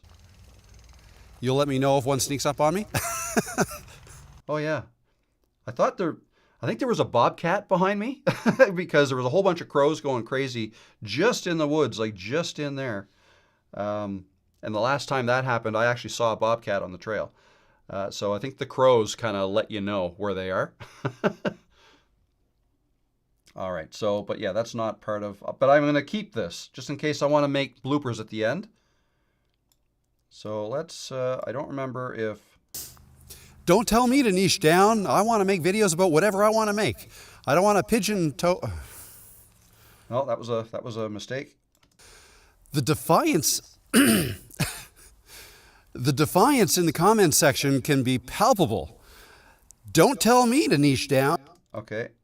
That's how I want to start it, but I don't know if that was the good take or this one here. Let's talk about this. And I've got several points I want. I think that's part of the video. Niche down and... Okay, it is. So this, I want to keep this. Let's zoom in again. The defiance... The defiance... Don't tell me... Okay, so this is where I want it to start.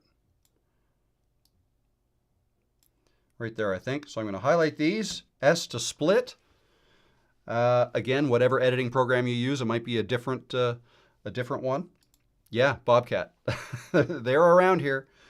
They tend to go on people's decks, actually, around here. But yeah, we let them do their thing, and they don't bother us.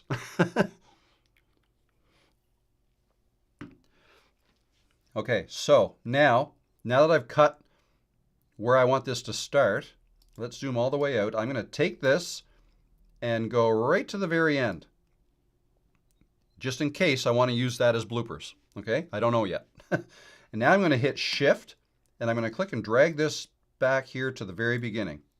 All right.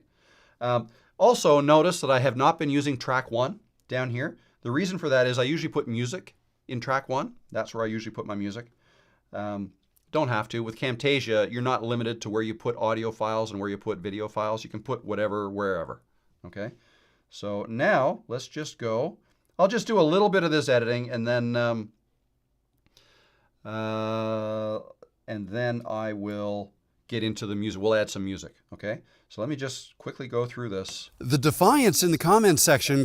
I'm going to speed this up too, because that way you don't have to watch it in real time. It helps you with the editing. L. K stops it, and L, if you keep pressing L, it speeds it up more and more. So I'm going to go L. Can be palpable. Don't tell me to niche down. I want to make videos about whatever I want to make. I've got too many interests to niche down. I don't want to get stuck in a niche and then not be able to make videos about anything else. I totally get that. And at no time did I ever suggest that you have to make videos about only one niche. Let's talk about this. Hi, my name is Rob. Nice to meet you. If you're a first time... No, I messed up. Okay, now let's figure out how I messed this up and what to keep and what not to keep. Suggest that you have to make videos about only one niche. Let's talk about this. Hi, Wait, I think here. Let's talk about this. And I've got... There we go. So I know that's... Let's talk about this. And I've got several points I want to make here, so I've written them down on a cue card. If you're new here, hi, my name is Rob. It's very nice. Okay, so let's talk about this is good copy. Let's talk about this. Now let's go find it about in only here. one niche. Let's talk about this. Okay. Videos about only one niche. So I think right there is where I'm going to cut that out. And then we're going to come over here and I'll split that. I'll delete that and I'm going to bring this back. Let's just see how this goes together. And at no time did I ever suggest that you have to make videos about only one niche. Let's talk about this. And I've got several points I want to make here, so I've written them down on a cue card. If you're new here, hi. Okay. The one thing I got to tell you, hello. The crows provide targeting info for the bobcats. Yeah, I suppose it does. Niche down. I haven't done this yet. Is it necessary? I'm kind of all over the place right now. I have so much to learn. You need to watch this video tomorrow morning. That might help you. You do not have to niche down. But if you want to really grow your channel, that will help you grow your channel if you do niche down. But also, when I started, I did not niche down. I had 3 or 4 different things I wanted that I thought I could talk about, but which would be better? What's going to do better on YouTube? What do I know more? You know, that's where my head was at for a few years. So I kind of walk through all of that in this video. So hopefully that'll help you tomorrow. Grow with me joyfully. I'm new here. Hello, welcome. God's grace from the darkness. Does it really make a difference if you leave the video unlisted for hours before posting? I don't think so. No. If you're ready to, I think it's more important to kind of try to keep a kind of a schedule for yourself and try to stay consistent to your own schedule so that your audience may start to get used to that. Like for me, for example, I try to release my videos at 9 a.m. my time, which is 8 a.m. Eastern, on whatever day I post, Monday, Wednesday, Friday. This week it'll be Wednesday and Friday. I try for 9 a.m., but if I'm not ready and it's still uploading at 9 and then it goes through its checks and let's say it's not ready till 9:30, well then as soon as it's ready, I'll post it. So that's just me though. So no, you don't have to let it sit up there unlisted for any amount of time first because you just don't have to. Okay, let's see. Okay, I know I'm missing a lot of questions. I'm sorry, guys, but I want to give as much value as I can, so I'm going to continue with this for a little bit. I told you I was going to show you some music, ways to add music too, so I'm going to get into that as well. Okay, so, but yeah, I forgot one thing. Anybody know what I forgot? I do some minor color correction to my videos before I edit them. Now, a little bit too late. I've already done some minor editing. So let me do this now. So here's the videos here. So the way you do that in Camtasia is you go to Visual Effects and you look for this color adjustment feature. You click that, you drag it down. So I'm going to drag it down to this one right here. Now I'm going to zero those out, the color adjustment. Let's go back to 0, 0, 0. That's where we were, okay, before I added that. That's what it looked like. Now what I do that I think looks good, I go -6, 5, 24. I believe that's what I normally do. And then we can toggle this on and off to see the difference. See, it's not quite as grayed out. Let me see here. File, open. I just want to double check. Where am I going? My projects. Let's do this one that I did last week. I'm just going to open this. I just want to double check. I think those are the numbers I normally use, but I want to make sure I get it right. -6, 5, 24. Yep, I'm just going to move that up out of the way. So -6, 5, 24. There you go. That's what I normally use. A little bit OCD that way. I just want to do it the same way all the time. And I realize that if the lighting is different, then maybe I want to modify those somewhat. But I've just found I'm getting good results from that. So I've made that change to that clip, but not this one, right? So now I have to, all I have to do is highlight it, go Control C or Command C to copy that. and then I can put it here, Control V to paste it. Okay, so now I've got all that done, and now I'm going to also highlight these two and do the same thing, Control V to paste. There we go, all done. And also, just so you know, if I look at the media here, the quality of what you're seeing here, the video right in here, you may not be able to tell through the live stream and because it's small, but what I see, this does not look as good as it's going to on YouTube. And that's because Camtasia has automatically created a proxy video so that I can easily scrub through this like this without the computer lagging or buffering and any of that stuff going on. So yeah, so it makes it a whole lot easier to move that around. And you can tell in Camtasia, this little yellow dot that you see up here and here, that means that's been converted into a proxy video. All right.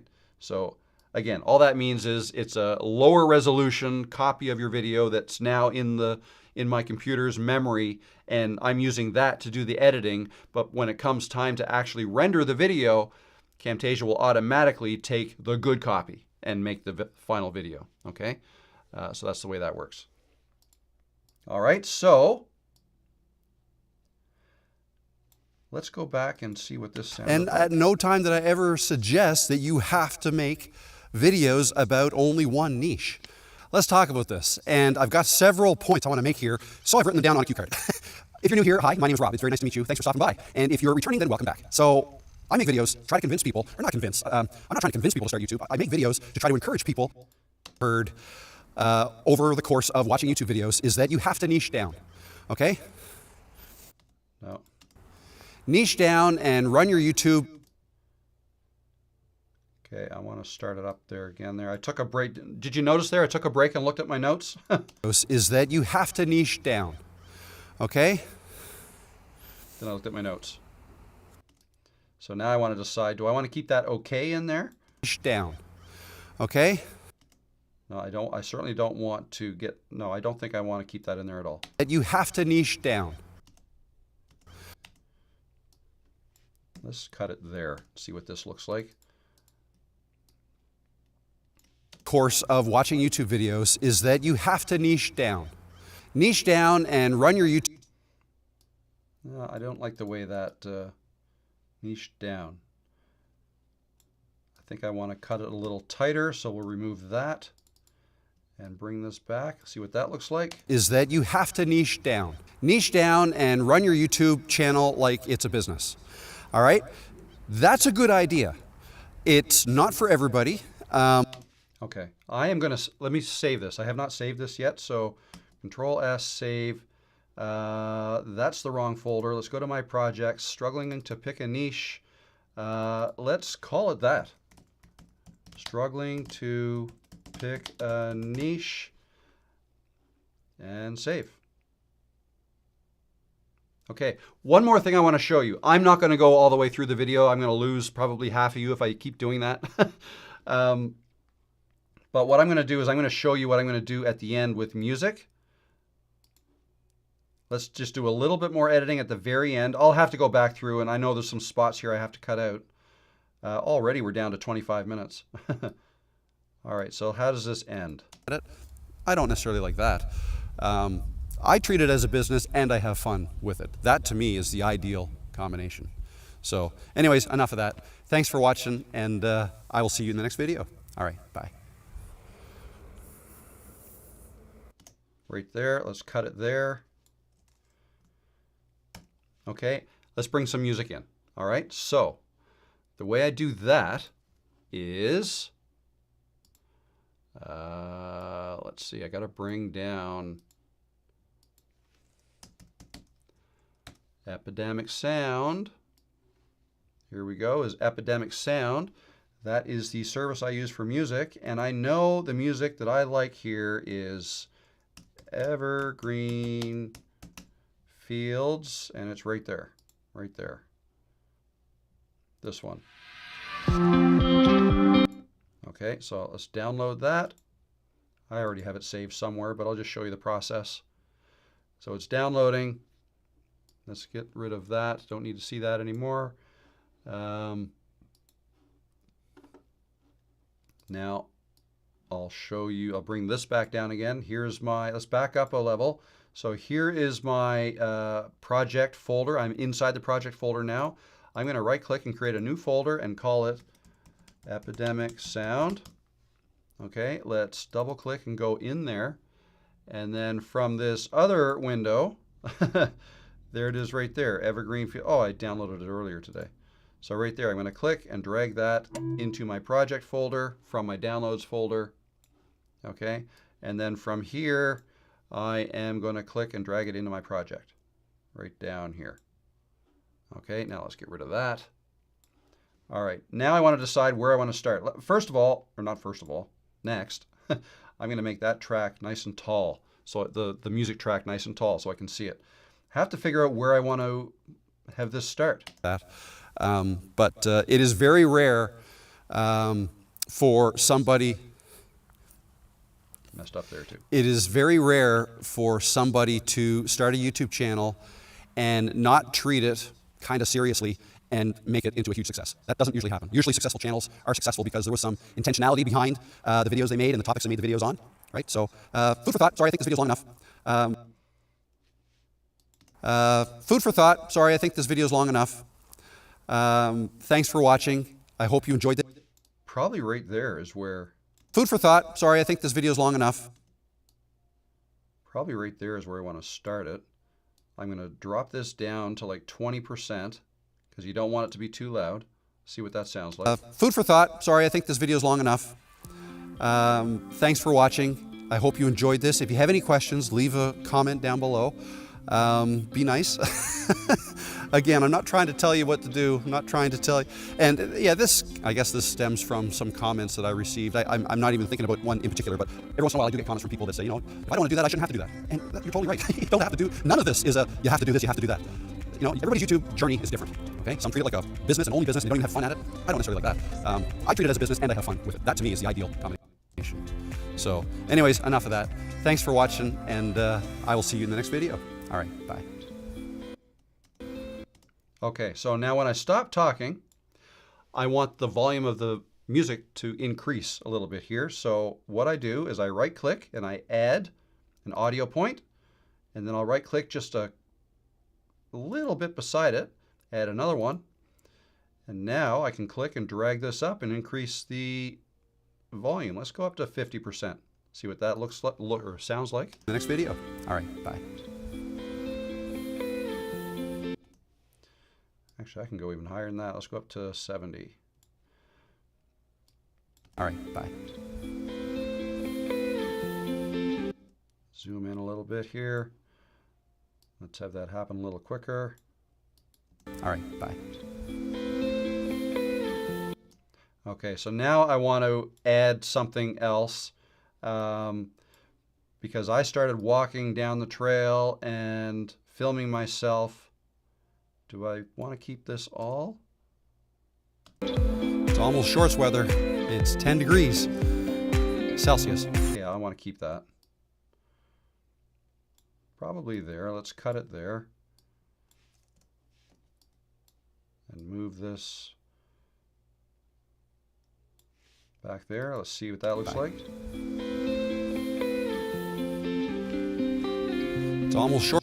Okay, so I don't want the music to stay loud when I start talking here. So let's do that again with the audio points. We'll add one there, and I'll add one here. And let's come back down to, we don't have to go all the way down to 20. Let's go to 30.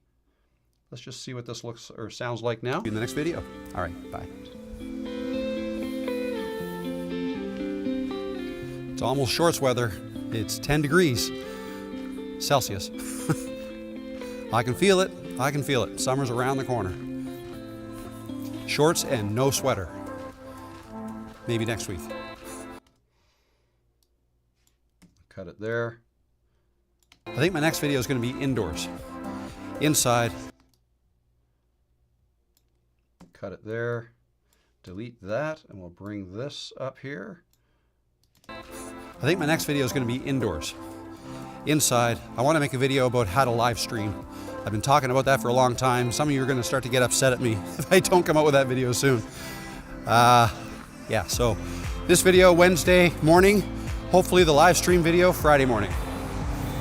Then maybe on the weekend I'll go into Halifax. Wow, that's loud. Maybe this weekend I finally go into Halifax and make that video for next week. I don't know how much this one. Is there anything else you want to see me make?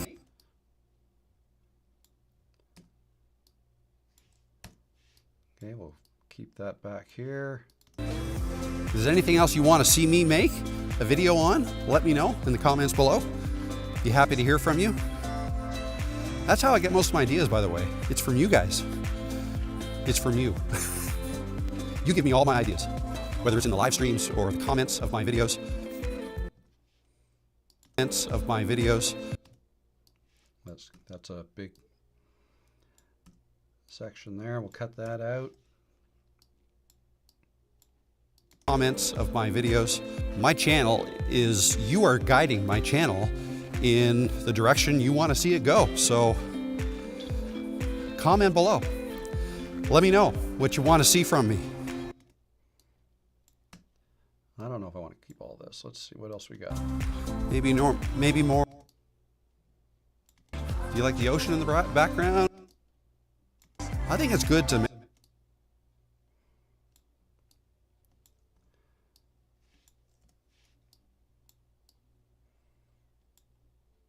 from me.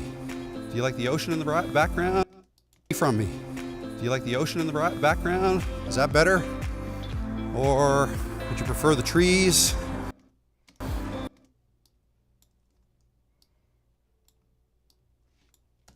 So I go through this process all the time. Sorry, I'm not being very vocal here. I think it's good to mix it up. I have a variety of different types of videos. Now, this is going to be my second or third in a row, I think, that I've made outside. So that's why the next one is going to be inside.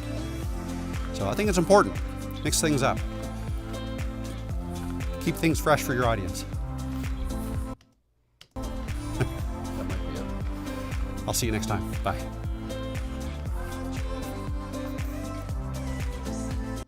Let's just cut it there. I'm going to bring the music back, end it there.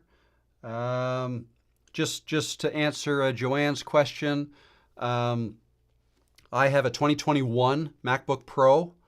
It's got the M1 Max chip in it, 2 terabyte drive, 32 gigs of RAM.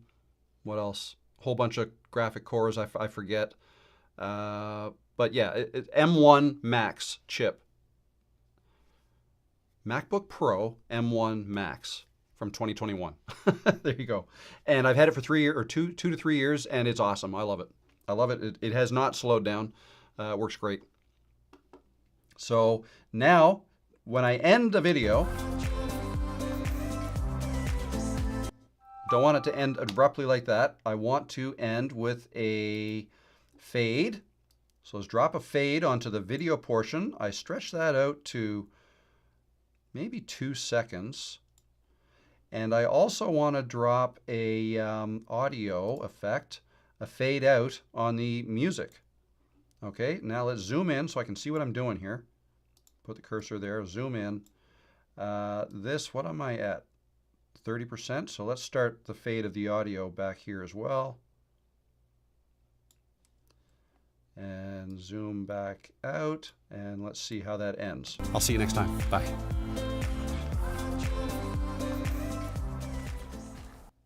There, done. Now it's still playing because I had a whole bunch of other stuff. If I wanted to add bloopers, I would get them from here. I don't think I will, so this video will end up being, it looks like 27 minutes. Although, no, I know I do have to cut some stuff out here and here as well. So I will finish editing this later, but that's basically what I do to the music. You can see I drop the music in and I vary the volume. You want the volume lower when you're talking, okay? And you can raise the volume back up again when you're not talking, okay? Sometimes I'll do the same at the beginning, but in this one, I don't think I will. I think I'll just start it the way... The defiance in the comments section can be palpable. Don't tell me to niche down. Okay, a little bit of a different opening. So anyways, what'd you think of that? There's a little video editing demonstration, including some audio editing. Yeah, and I've got a good jump on the editing I got to do for tomorrow morning. That's going to be the video. So a 30-minute video is going to take a solid 5 minutes probably to render with this computer. With other computers, it might take longer. What else? Oh yeah, when I upload this video, if it's going to be 30 minutes, it might be close to 2 hours for me to upload it because I don't have a terribly fast internet upload speed. Now, I do know I could take my MacBook with me, jump in the car, and go down to Sobeys, like the grocery store, 10 minutes away, because I know in their parking lot they have good cell phone coverage, like 5G plus, which is a faster upload speed than I have here in my house. So if I go there with my MacBook and my iPhone, I can tether the MacBook to my iPhone, and the iPhone's connected to the cell phone towers. I can upload faster that way than I can here from my hardwired cable TV connection. So go figure. Let me see if there are any other questions. There was one. Do I have so my Canadian life at 50s? Do you have a computer background? Not really officially. I've always been interested in computers, I guess. I programmed a little bit, even back in the 80s, basic computer. But no, my background actually is engineering. But that involved taking some computer courses. It just so happened, though, that when I graduated from engineering, that was 1994. The internet came shortly after that, and I was very interested in it. Around 2000, 99, 2000, I got into website design, and I started up a little company where I would design and host people's websites, people that I knew, like small businesses. And I grew that into a hosting business that I eventually sold. So I have that background. Never making videos though. Like this was a whole new thing. When I got into, yes, self-taught. When I got into YouTube, it was all just, yeah, self-taught. I go on YouTube. I learn on YouTube. That's why when I think of YouTube, I think of it as a great place to learn things because that's where I go to learn. A previous house that I had a pool in the backyard, an above-ground pool, and I built a deck that surrounded the pool. There was something like 40 posts and stuff. There was all kinds of stuff to do. I'm not a deck builder, but I went on YouTube and learned how to do it, like just piece by piece, right? It took me the whole summer, but built a deck, built a pool house. Everything that I've learned how to do, I've learned through YouTube. So because of that, I feel like if you have a skill, if you know how to do something, then get your butt on YouTube and teach other people how to do those things because people are searching for those things, right? And if you could be the one to teach people how to do it and you can teach them well, that's when they'll come back to you and they'll come back for more. And that's how you grow a channel, okay? So, but it's got to be something you're passionate about. It really starts from there. See if I have any other questions. Let's go way back because I skipped over a whole bunch of questions. I see one here. Why is CapCut going kaput? It may not be, but if it does, it's because it's owned by the parent company that owns TikTok, which is called ByteDance, I believe. And the United States was looking at banning TikTok. Okay? If they ban TikTok, CapCut goes with it, which we've learned. We learned that back in January when the U.S. banned TikTok for a day and CapCut stopped working too. So then they reversed course and they made it available again. And who knows? I guess if you're an insider with the U.S. government, maybe you know if they're going to ban it again or not. But that's what you have to. But that's only if you're in the United States. Like it's fine here in Canada. It's fine everywhere else in the world. It's just that it became a political thing in the United States. It became. Anyways, I'm not going to get into the U.S. politics. That's a dangerous road. But it became a political thing, and but only in the United States. And I think the US is hoping that ByteDance sells TikTok to an American company and then they won't ban it. That's kind of what I've heard. But now, if they sell TikTok, actually I never even thought of this, but what if they do sell TikTok, but they don't sell CapCut with it? Will CapCut get banned? I don't know. So who knows? Can YouTube videos be produced on iMovie? Absolutely, yes. Use iMovie, that's all you need. Especially if you're going to keep your edits nice and simple. iMovie comes free on all your Mac devices. MacBook, iPhone, iPad, whatever you use to edit, or whatever you have for a computer, use iMovie. It's free. So you can absolutely use that. Do you plan on doing more editing videos? Not today, but all the time I do. Yeah. More videos on it. There's a course I'm working on that's going to be getting started with video editing. I'm going to be doing more of that. Absolutely. There have been talks with Oracle to purchase TikTok. Interesting. Very good. That might satisfy the politicians down in the States so that you won't lose CapCut. Hopefully, fingers crossed. But again, I don't know. I don't know what it is. Did they just delay? I mean, they banned it, then they took off the ban. Was it just a 90-day temporary, it's not banned, and then it's going to be banned again? I don't know. I don't know where that stands. So yeah, let's see. I'm just going to quickly scan here, see if I have. Feel free. So I'm scanning about an hour ago, looking for questions. But also feel free to ask any questions now. Currently, I'm looking at both timelines of the live chat. Oh, repeat question. So I must have missed the first one. Do I think RAM is more important than the chip? Any thoughts? So they're both important, and it really depends on Mac versus PC. But I think you were asking about the Mac. I can tell you this. 32 gigs of RAM in a Mac is like more RAM in a PC, okay? Because something to do with, in the Mac, it's called unified RAM. I don't know if it's more efficient, so I'm getting a little bit outside my wheelhouse here, but in talking to my son, who is a software developer, he and I did a live chat last week. If you want to go check it out and watch it on the replay, it was fun. He's 26 years old. He's a software developer. He also streams on Twitch, and he's starting a YouTube channel, but he knows a lot more about this computer stuff than I do. So he's my IT guy. Anyways, he says, Dad, if you get a Mac, if you thought 32 gigabytes was fine on a PC, then 32 gigabytes is more than fine on a Mac. Do I think it's more important than the chip? The chip is what gives you the speed at doing calculations. Like if you're rendering a video, you want a good computer chip, a fast chip. Okay, like the M1 Max chip is a fast chip. M2, M3, M4 Max, they're all great.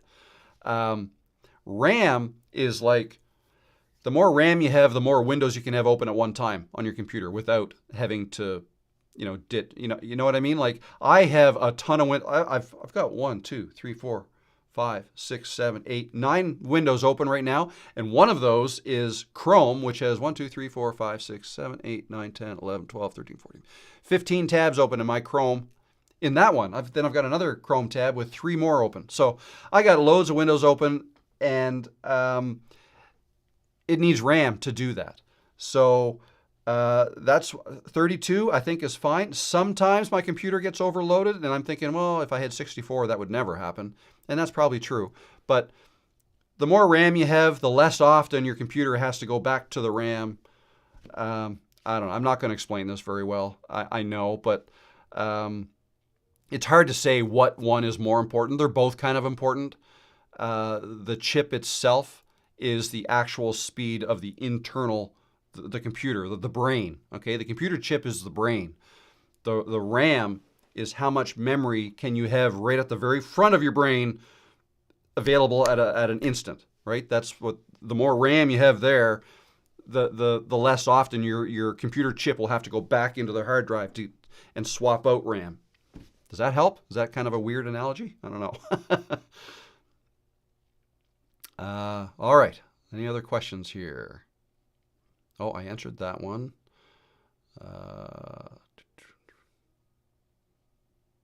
Here we go. Maria, how do you get people to discover your YouTube videos or channels? Do you promote it, or do you rely on YouTube to push your videos out to people? Do you recommend promoting your videos on social? No, I do not recommend you promote your videos.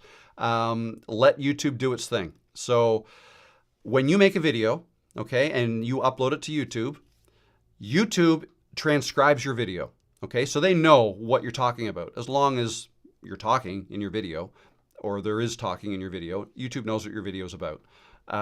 So it'll take that information and try to put it in front of the people it thinks will want to watch your video. So if it's a brand new channel, first video, it's not going to put it in front of a whole lot of people to start. If you have some subscribers already, it will start with them. Okay, it'll first put it in front of your subscribers, and it'll measure how well are your subscribers reacting to this video. Are they clicking on the thumbnail and the title? Driving the click-through rate up? Is the click-through rate higher than normal? If so, great. That's a win. Lots of people liking your video, more wins. The average view duration. How much of your video are people watching? Are they clicking to watch it and then leaving right away? That's a lose. Are they clicking in there and sticking around? Are more people watching those first 30 seconds and not leaving? Double win. That's really good.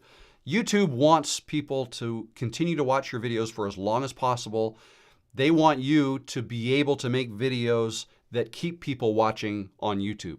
YouTube wants people on YouTube, okay? And if you are good at keeping people watching on YouTube, YouTube likes you, all right? So the more positive things, the more positive feedback YouTube gets from your video, the more people it'll then push it out to, all right? So the more subscribers you have, the more initial people will see that video, and it'll have more people to measure how well your video is doing. And then if all positive, then it'll say, okay, here's a whole bunch more people like the people who are watching this video.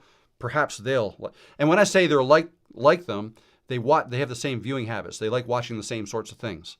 Okay, it'll try it on a bunch of other people. If they respond really well to it, it'll try it on more and more and more and more, and that's how. But at any point, that can stop. If people are clicking to watch your video and 90% of them are leaving after 5 seconds, then YouTube will notice that, oh, this is not a good video. People are not watching it. Yeah, no, we're not going to push it out anymore. And that could be it. Until, people may still find it. If they come to your channel by way of another video in the future, they may go back through your catalog and watch other videos, okay? So it might not be totally dead. And sometimes in the future, videos that seem dead all of a sudden pick up, as trends change, right? It may become more popular. So that's kind of the way all that works. And if you promote your video or tell people about it, then you're undermining all that YouTube is trying to do. They're trying to learn who your audience is. They don't want to be told who your audience is by, you promoting your video or you telling your family to go watch your video. That's all data that doesn't really help YouTube learn who your audience is. Okay, that's why I don't suggest you promote it. So I hope that helps, Maria. Okay, quick another drink here. I can stick around for another 15 minutes. How does that sound? This is a 15-minute warning. So 3:30 Eastern time, I'm going to pull the plug on this live. If any of you want to join me again tomorrow, then I am doing another live stream tomorrow, same time. So 1 o'clock Eastern time for members. It's the members doc party. You can see that where, let's close that. I have so many windows open. Let's see if I share that with you live, upcoming right here. Members doc party tomorrow, scheduled for 2 p.m. my time in Nova Scotia. So that's 1 o'clock Eastern time. If you are a member, you can join that one. And here's, where do you join? If you go to the home page, it's not going to show it for me because I own the channel, but there'd be a join button around here somewhere. All right, so that's that.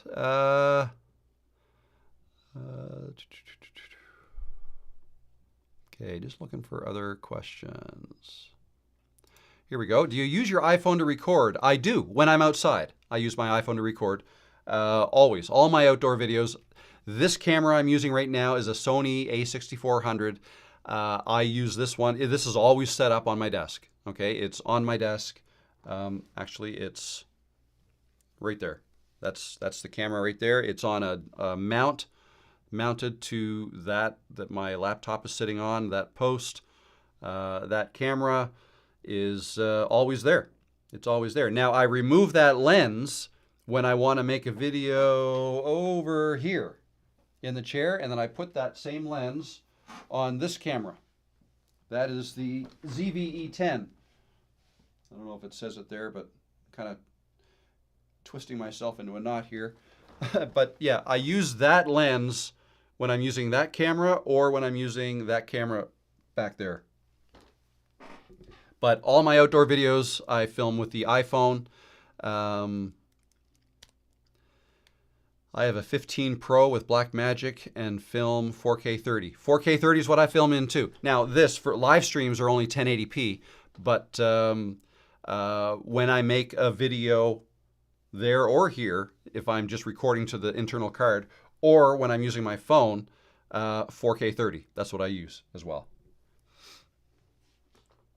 And you have a 15 Pro. I have the 16 Pro Max, but until January, I had the 14 Pro Max. And yeah, I love it. 14, 15, and 16, they all have the internal stabilizers. So that's why when I'm outside walking on the trail, it's not all shaky because there's stabilization built right in, which is awesome. I love that.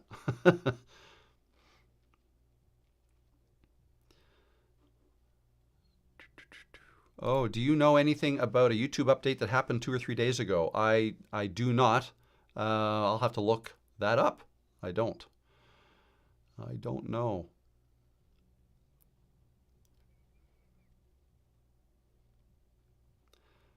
All right.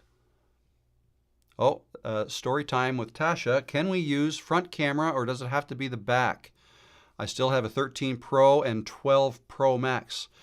I recommend you use the back. I always use the back camera. There's a huge difference in quality. Yeah, they both do 4K 30, but and I don't know what it's to do with the size of the sensor. Like the front camera. I mean, it's just so small. It's just like it's just a little tiny dot up in the corner, and so yeah, the quality is not as good. Two main reasons for using. Actually, let me just. I'm gonna go highlight this so you can see there the question that I'm answering. Two main reasons for using the back camera, and I just hold my camera like this, just like this, and I walk and talk and hold it like this. You get used to where you have to hold it so that you're in frame, and if you're not perfectly in frame, not a big deal. People don't mind. You know, you're not making a masterpiece Hollywood quality video, so that doesn't matter. Some people will put like a little mirror here so that they can see themselves, but that's not going to tell you exactly if you're in frame. And again, it doesn't really matter. So yeah, I always use the rear camera for quality purposes, but also if you use the selfie camera, you're going to be more apt to be looking at yourself. And if you're looking at yourself in the selfie camera, you're not looking at the lens, which means like, pretend this was the phone, I'd be talking like this. You know what I'm saying? I'm looking right at you. I feel like I'm looking right at you, but I'm not because I'm looking at myself in the eyes. And that's because the lens is way over here to one side or the other. And sometimes it's hard to know what side. So you don't know where to look at the lens. So you naturally, your eyes gravitate to the eyes of you in the selfie camera. So that's a bad thing, I think. Is it the end of the world? No. I mean, a lot of people I think all TikToks are typically made on the selfie camera. You know, maybe it's a little more important to them that they're, you know, in frame or whatever. But for all of the walk and talk videos I've made outside, I always use the rear camera. So there you go. Oh, and a follow-up question. Oh, actually, yes, Terry, you can sync with your iWatch too. Yeah, Apple Watch. And you can also start and stop, I've noticed, with your camera. That doesn't always work for me, though. I don't know why. But anyways, makes sense for back camera. Do you recommend... Oh, and for editing, is iMovie or CapCut okay for beginners? 100%. They're both okay. iMovie is free.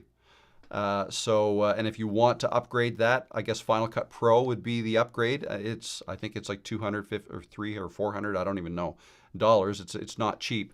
And then CapCut, there's a free version and a paid version. All right, so how do you become a member of the channel? So there should be a join button below my video somewhere on the page. If I just click into a video, yeah, maybe it's not on my channel. There you go. So if you go to watch any of my videos, down here in the bottom right there, see that? Join.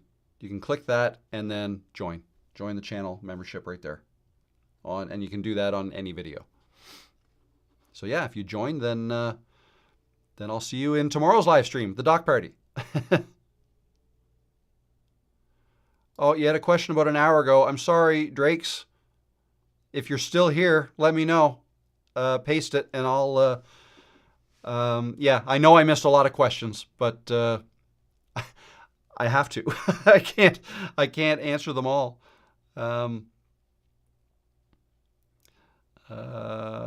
Okay.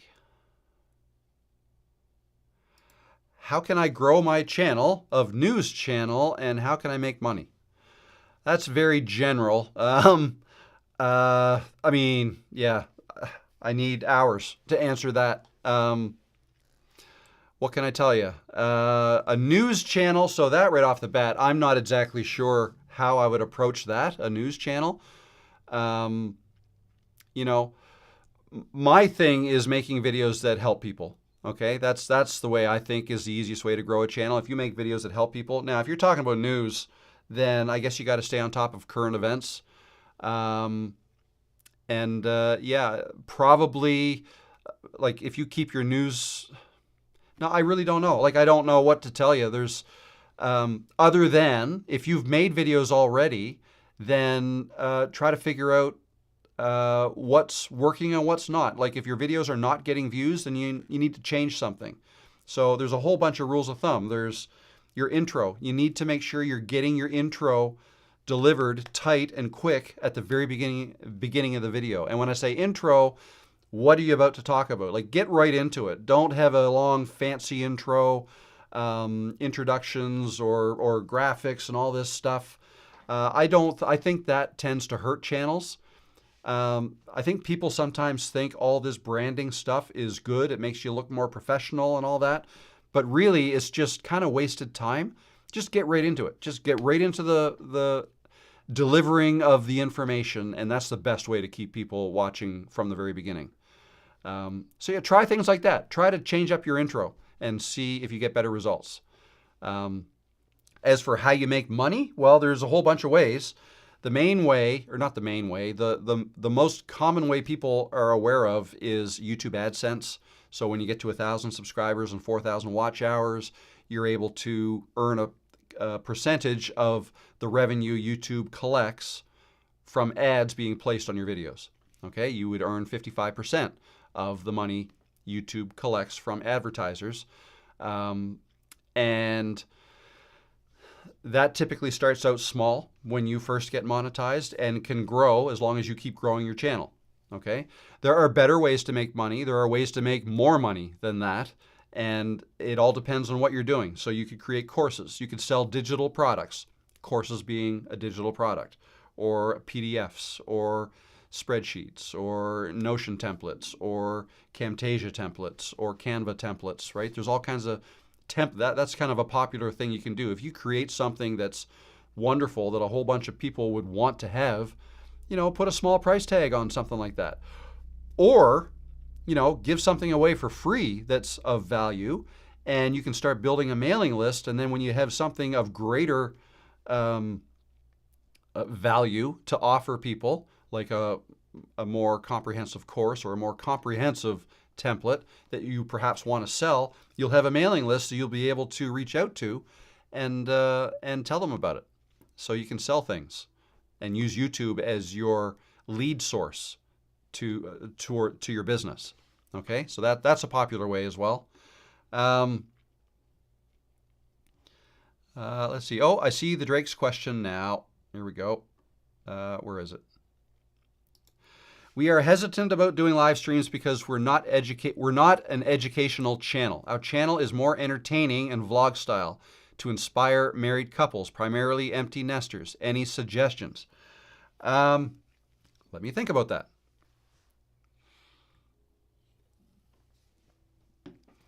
So there are two main types of YouTube channels: educational and entertainment.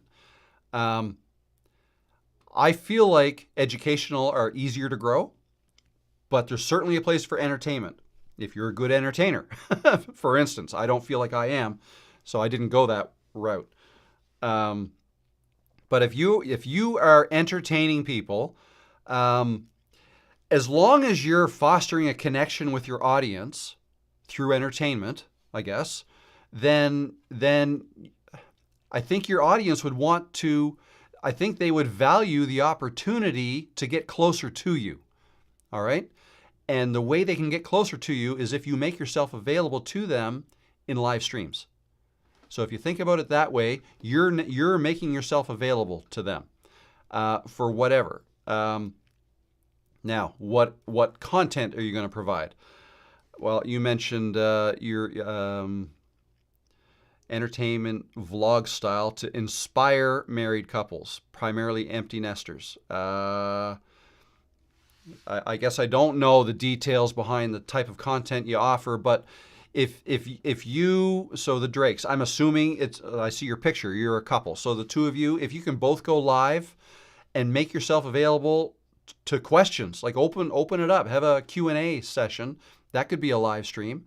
You could review a video you just came out with, your last video, or talk about an upcoming video, or just start, ask your audience questions. Like the first time you go live, you're going to need to have something prepared to talk about. Okay, so just checking the time. I still got at least 5 minutes.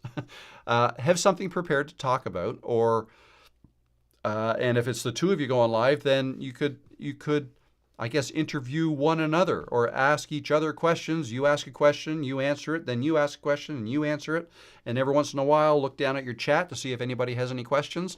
Every once in a while, ask questions of your audience if there's anybody there. Now, when you first start, there's likely not going to be anybody there. But I will tell you that when you start going live, all your subscribers will be, not all, a good percentage of your subscribers will be notified when you do go live, but also YouTube does promote live streams to people who aren't even your subscribers. You may show up on the browse page, YouTube's browse page of somebody who's not subscribed, and it shows, oh, this person's live. Think you might want to check them out. So here they are if you want to. So you may get new people that way. I get new people every week. Every week I do this. Not a lot, but probably 10 to 15 new subscribers a week from my live streams. Now, there may be a lot more people than that actually come into the live stream and watch, but 10 to 12 or so new people subscribe during the live stream. So that tells me there are new people coming in. And I mean, usually it's, what is it?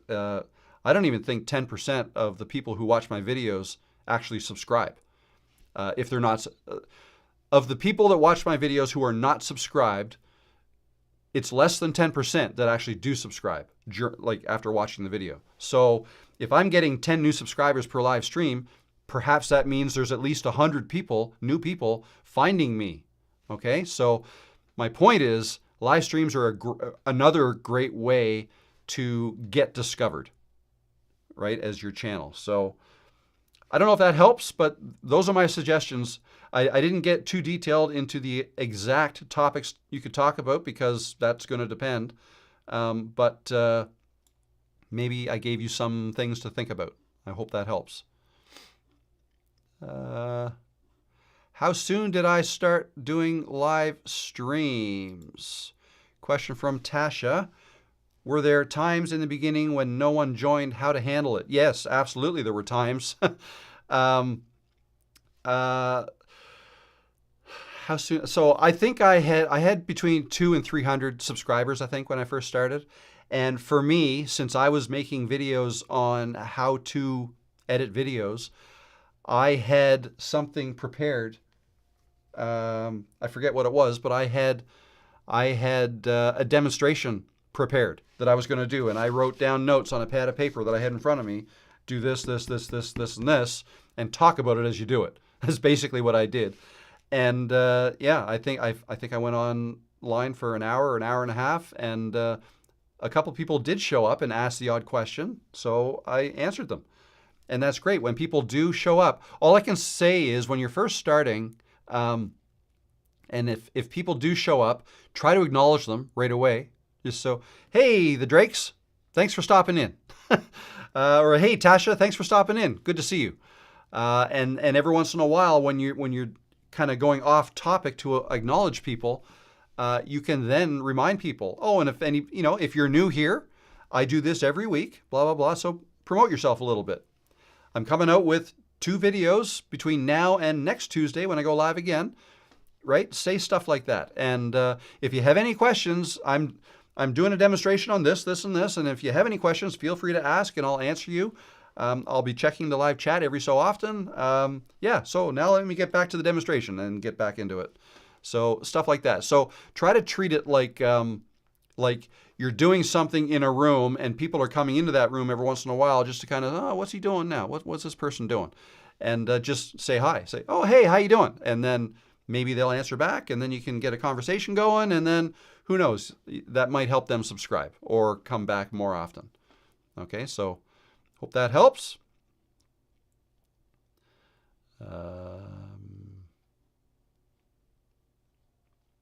What about doing videos separately on topics you individually fond of?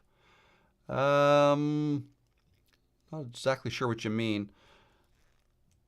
Topic you individually fond of. What about doing videos separately? So are you talking about doing videos on more than one niche maybe? That's totally fine.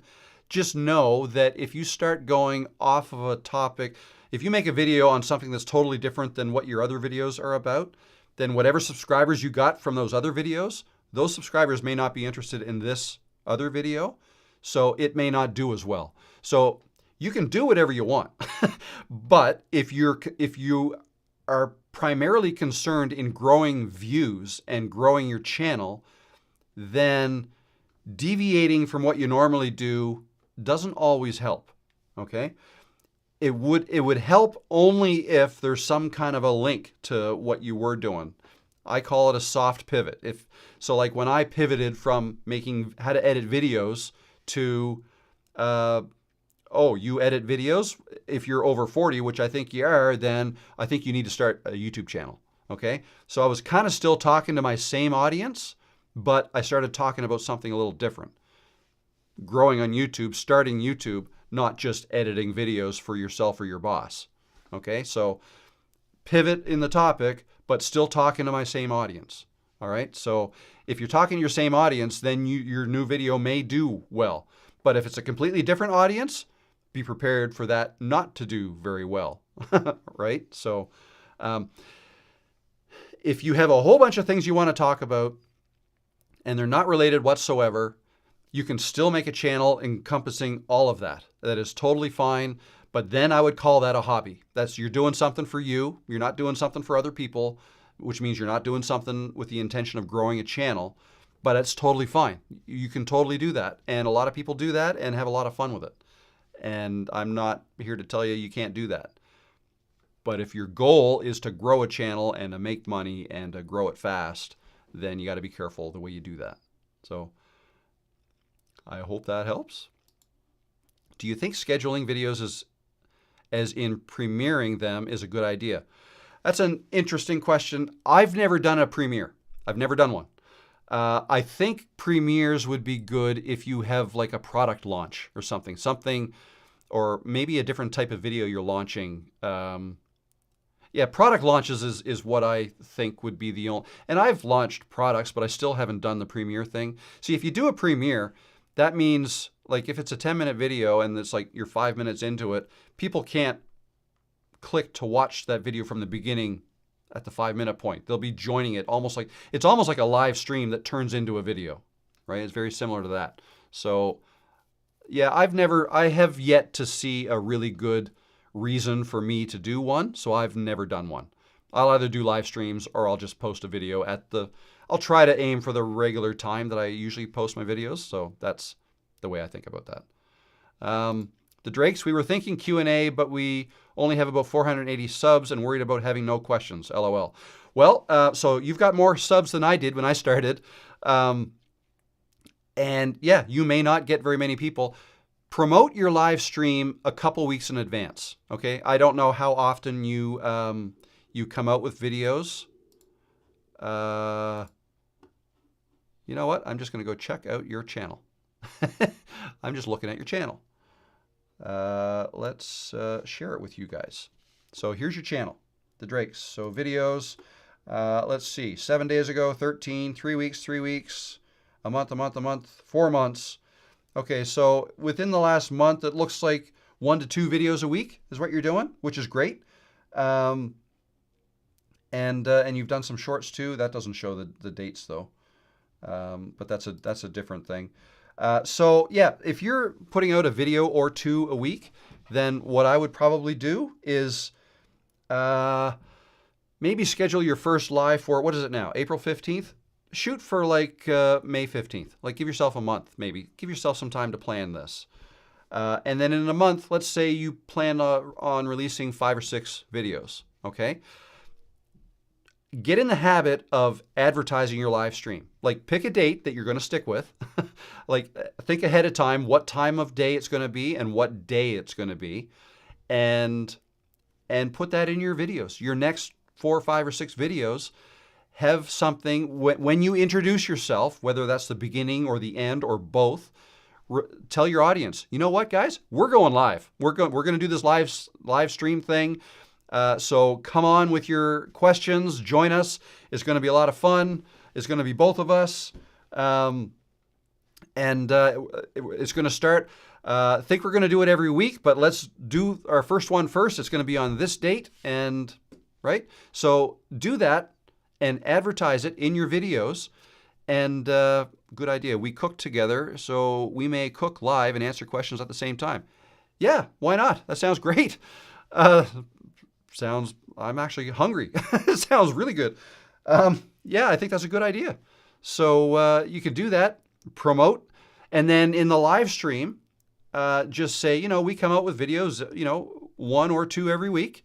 And this live stream was a lot of fun. So I think we're going to do it again next week, right? And if you could do that every week, you've got 480 subscribers. Like, it's probably, I don't know how long. Well, how long? If I go popular, so your popular video is a year ago. Your oldest is a year ago. Okay, so you've only been at this a year or so. Yeah, within a few months, you could be monetized and growing at quite the clip, right? Just make yourself available to your audience, and they'll love you for it. And you will naturally grow an audience that likes you guys, right? And want to see more from you. And if you're making yourself available to them in live streams, that's a recipe for success right there. Yeah, there you go. All right. What else do I have? Oh, I'm over time, but that's okay. Let's see. Do we have any other questions? How long would you make your first live stream? Mine was 90 minutes, but you certainly don't have to go that long. I like an hour. An hour is good. I mean, I'm coming up on 3 hours with this one, but that's because I get lots of questions now. In my mind, I always wanted to do at least an hour, and I never had trouble. I mean, it would take me that long to do a demonstration of whatever it is I was doing anyways. So, but if you want to think about your audience, like how long do your audience want to watch you for? 3 hours is a lot to ask of people. So if you do a 2 or 3 hour stream, expect that most people, the vast majority of people, are not going to watch all of it. Okay, people are going to come, people are going to go. I'm looking at mine right now. If I show you this, so here's my live stream right now. Right now, there are 92 of you watching. Thank you very much. There have been 1,039 different views. So people have come and gone. I've been live for 2 hours and 36 minutes or so. The average person has been here, stayed for just over 16 minutes. Okay? So that's average. So that'll give you an idea of what to expect. Now, the more, I probably lose a lot of people because I don't answer their questions quick enough. I know people asked questions like 2 hours ago that I never got to, and I apologize for that. I do try to get better at that, but no matter what I do, I don't seem to be able to. All I can tell you is, again, for the members, the Doc Party ones, I'm able to answer all the questions because there's only 20 to 30 people in those live streams instead of 90 to 100, and I think we topped out at 140 something today, which was awesome. But yeah, so yeah, there you go. So I like an hour. 30 minutes is fine though. It's whatever you're comfortable doing, quite honestly. Okay.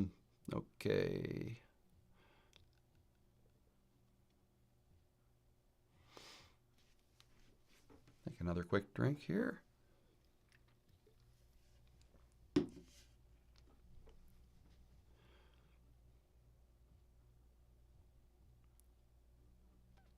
Here we go. Do you create a thumbnail for your live streams when it's scheduled or after the live stream ends? What I do now is actually I'm recycling my thumbnails. If you actually look at my my channel here on the live tab, a lot of these thumbnails are the same.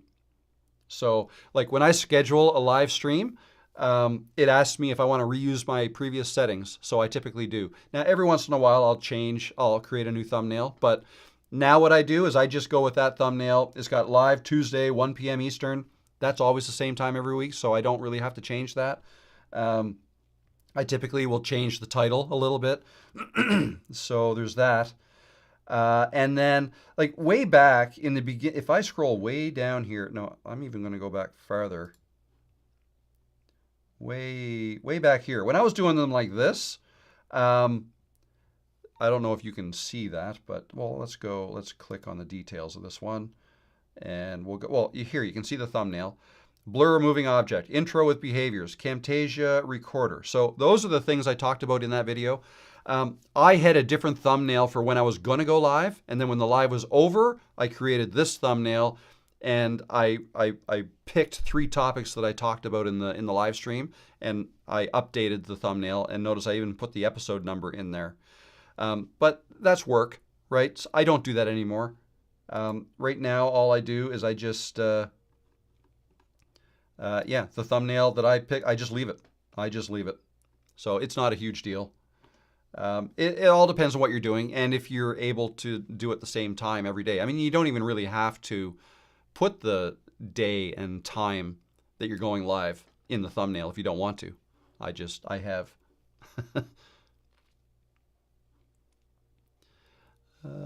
Okay.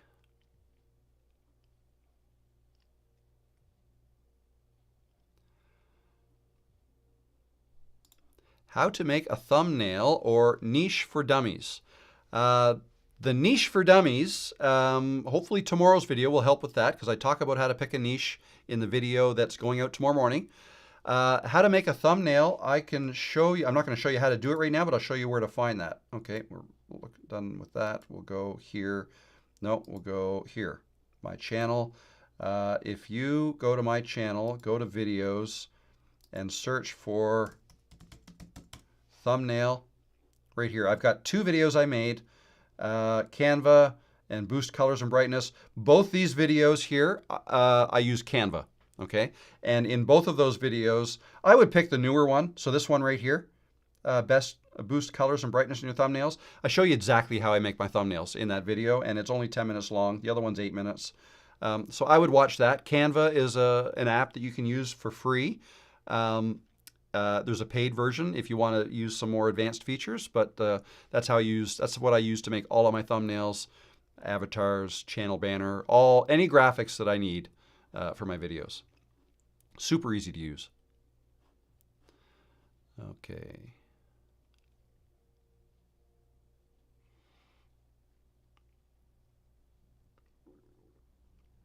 Do I keep the live window open or or do you get on your phone as well?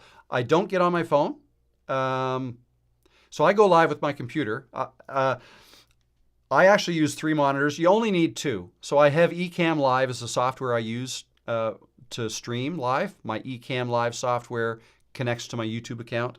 Okay, Ecamm Live is what allows me to create scenes, with me, with a screen and me, my phone, and all those different scenes. So Ecamm Live, I have that on my MacBook. But then on a second monitor is what I reserve as the screen that I can share with you guys, like this. With the press of a button, I can share this screen. So what I use my third monitor for is I will bring up pages first, and I can see them. It's almost like a repository, I guess, and then I can drag it down to this page or this screen. So, but I don't get on my phone at all. I mean, I have gone live on my phone before, or once before outside, but that's a little bit harder because my eyes, my 56-year-old eyes, need reading glasses. I don't need them to see, but if I'm going to read, if I'm going live on my phone, like I would need reading glasses, and I'd have to get right up close like this, and then I'm right up in your face like this, reading my phone to see the chats, right? So yeah, to me, it's a little bit harder, but here with 2 monitors, easy peasy.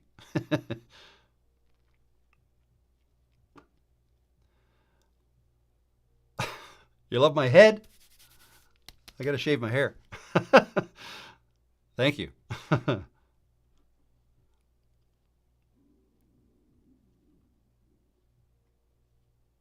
Silly question. Are all your Camtasia related videos in one playlist? They are. I believe they are. Yes. That's the way I just kept adding to that same playlist every time I made a new Camtasia video. Yep.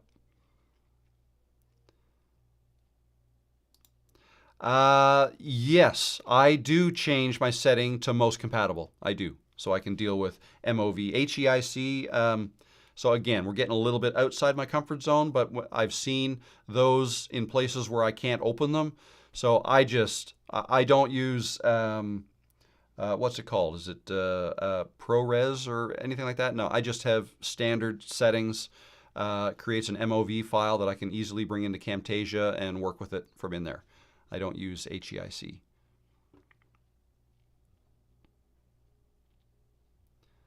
Ecamm Live. It's Ecamm, E-C-A-M-M, Live. Does YouTube have these features for live at all? There's no. I mean, if you go live on YouTube, it's just you just go like on your phone. You just that's it. Like there's no, you don't create scenes or anything like that. You would need other software to help you do that. You can use Ecamm Live if you're on a Mac, or you can use OBS. That's a free one. Ecamm Live I pay for because sometimes I do interviews and stuff, and it needs to be able to link in with Zoom. People call into Zoom, and I can bring them into the live and stuff like that. So I pay for that. But OBS is free, and it works on a Mac or a PC. That's probably the most popular one that I know of. But then there are other browser-based ones like StreamYard, right, or Restream, where you can go to Google Chrome and just you do it via a web browser, and it will connect to your YouTube. So there's a bunch of different ways you can do that.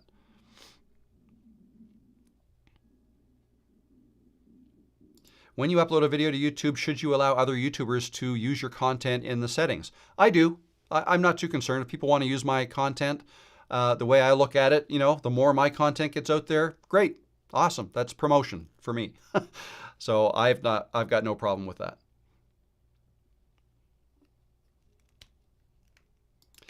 Hey Rob, I am from another side of the world, Lithuania. Welcome. What do you think about faceless videos? Worth trying? So, okay, we're venturing into my opinion here now. I know there are a lot of faceless channels out there. A lot of people like them. A lot of people like making them. I'm not a big fan myself. And now, let me back up. Faceless channels could mean a whole bunch of different things. So one type of faceless channel would be like if somebody's doing crafts or if somebody's an artist and they just want to show what's on their desk. Like they want to, like if they're writing or drawing or painting or whatever, and they may have a camera up here face down, and all it's picking up is their hands, right? They could just be like this, a faceless channel like this. I'm drawing, I'm whatever I'm doing. Okay, so there's that's pointed the wrong way. So there's that is a faceless channel. And a lot of times you can still talk while you're doing that and people just don't see your face. That's one type. Another type though, which I'm even less of a fan of, is if you just go 100% AI. And you know, there are services out there that will create AI-based videos, have AI create your script, have AI create all the visuals, have AI voice it for you even. So, but I'm not a fan of that at all, because I'm a fan of growing YouTube channels. I'm here growing my own YouTube channel, and I'm going to teach you or try to teach you what I learn as I go. So that's kind of what I'm doing. I'm not starting as an expert in YouTube. I'm not an expert. I might be a little bit further along than a lot of you watching this, but I'm not an expert. There's other experts out there that know a lot more than I do. I'm just here to kind of share what I've learned and what I know. And one of the things that I'm a big believer in is using your face to help you connect with your audience. I'm a big believer in connection and fostering a connection with people, and that being the main driver in what's going to grow your channel. Okay? If you can connect with your audience, if your audience can connect with you and feel comfortable with you and start to see you as a real person and you respond to them like a real person, you know, people like that. People are at home, they're lonely, they're in their offices or their bedrooms, and they're on their computer, and they're looking for, there's a lot of people just looking to connect with people, okay? And you know, maybe I'm one they want to connect with, right? If they're interested in what I'm talking about, okay? So I make myself available, I show my face. And so I guess what I'm getting at is I feel like it's a whole lot easier to grow a channel faster if you use your likeness, your face, and your voice, itchy nose, in your videos and in your thumbnails and in your avatar and in your channel banner. If it's you all the time and you're talking and you're making yourself available on live streams, people will connect with you better. Your channel will grow faster. So that is what I'm all about. That's what I try to help people with. And I know there's a lot of people need a lot of help with a lot of things around that. People don't like talking to the camera. People are fearful of a camera. People get nervous when talking. They forget what they want to say. There's all kinds of things that hurdles that you can run into.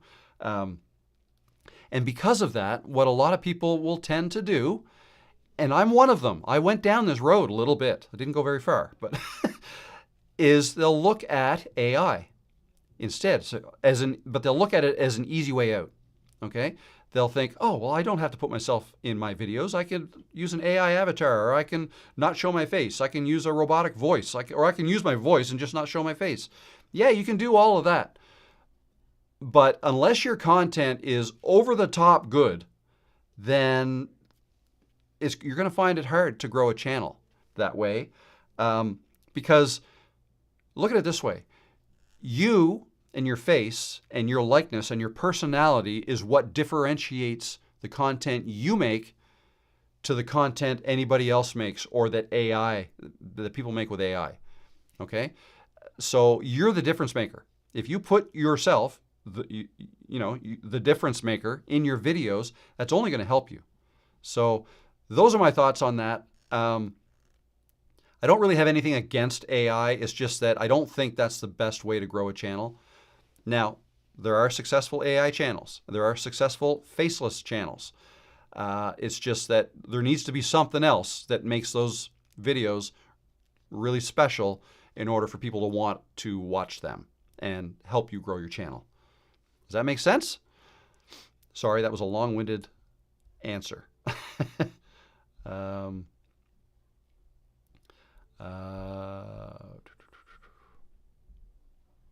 Did I have all those electronics when I started YouTube? No, I didn't. And let me tell you right now, I've got way more stuff here than I need. Okay, and that's actually to my detriment a little bit, because I'm trying to tell all you guys, all you need is a phone. Just, you need your phone, maybe a computer to edit with, maybe a decent microphone. That's it. That's all you need. And then I'll turn my camera around and you'll see all these monitors and lights and all this stuff. I've spent way more money on this stuff than I care to say. And it was because I thought I needed it. And I don't. I mean, yeah, most of the stuff here I've used over time. Well, all of it, I guess. But if I were to do this all over again, I would not have all the stuff that I do. It's not necessary. It's just the thing. It's the process I had to go through, I guess, as I learned what I needed to make not good videos, but videos that people will watch. There's a big difference there. Do you want to make good videos, or do you want to make videos that people watch? If you want to grow a channel, then you need to make videos that people will watch. Doesn't matter how good they are. They just have to be videos that people will want to watch. That's it. So that might mean you don't have to edit at all. It might mean you're filming it on your phone and the audio is horrible. You're not even using a remote mic, right? Just your phone. Maybe the lighting is horrible. If the content's good, you know, that's all that matters. So you don't need to make good videos. You just need to make videos that people will watch. That's it. That's it.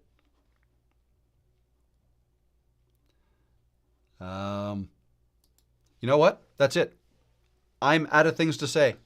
I apologize for those who I didn't get to your questions. Sophia's got to go, so I guess we better wrap this up. Right, Sophia? So yeah, thanks all for stopping in today. It's a lot of fun, like it always is. Again, I'm going live again tomorrow for members, so that's at 1 o'clock Eastern, same time. Not as long as this one. It won't be 3 hours long. It might be 2. That's about as long as those ones go, 1 to 2 hours. And that also a video coming out tomorrow morning on niche, help you figure out what your niche should be.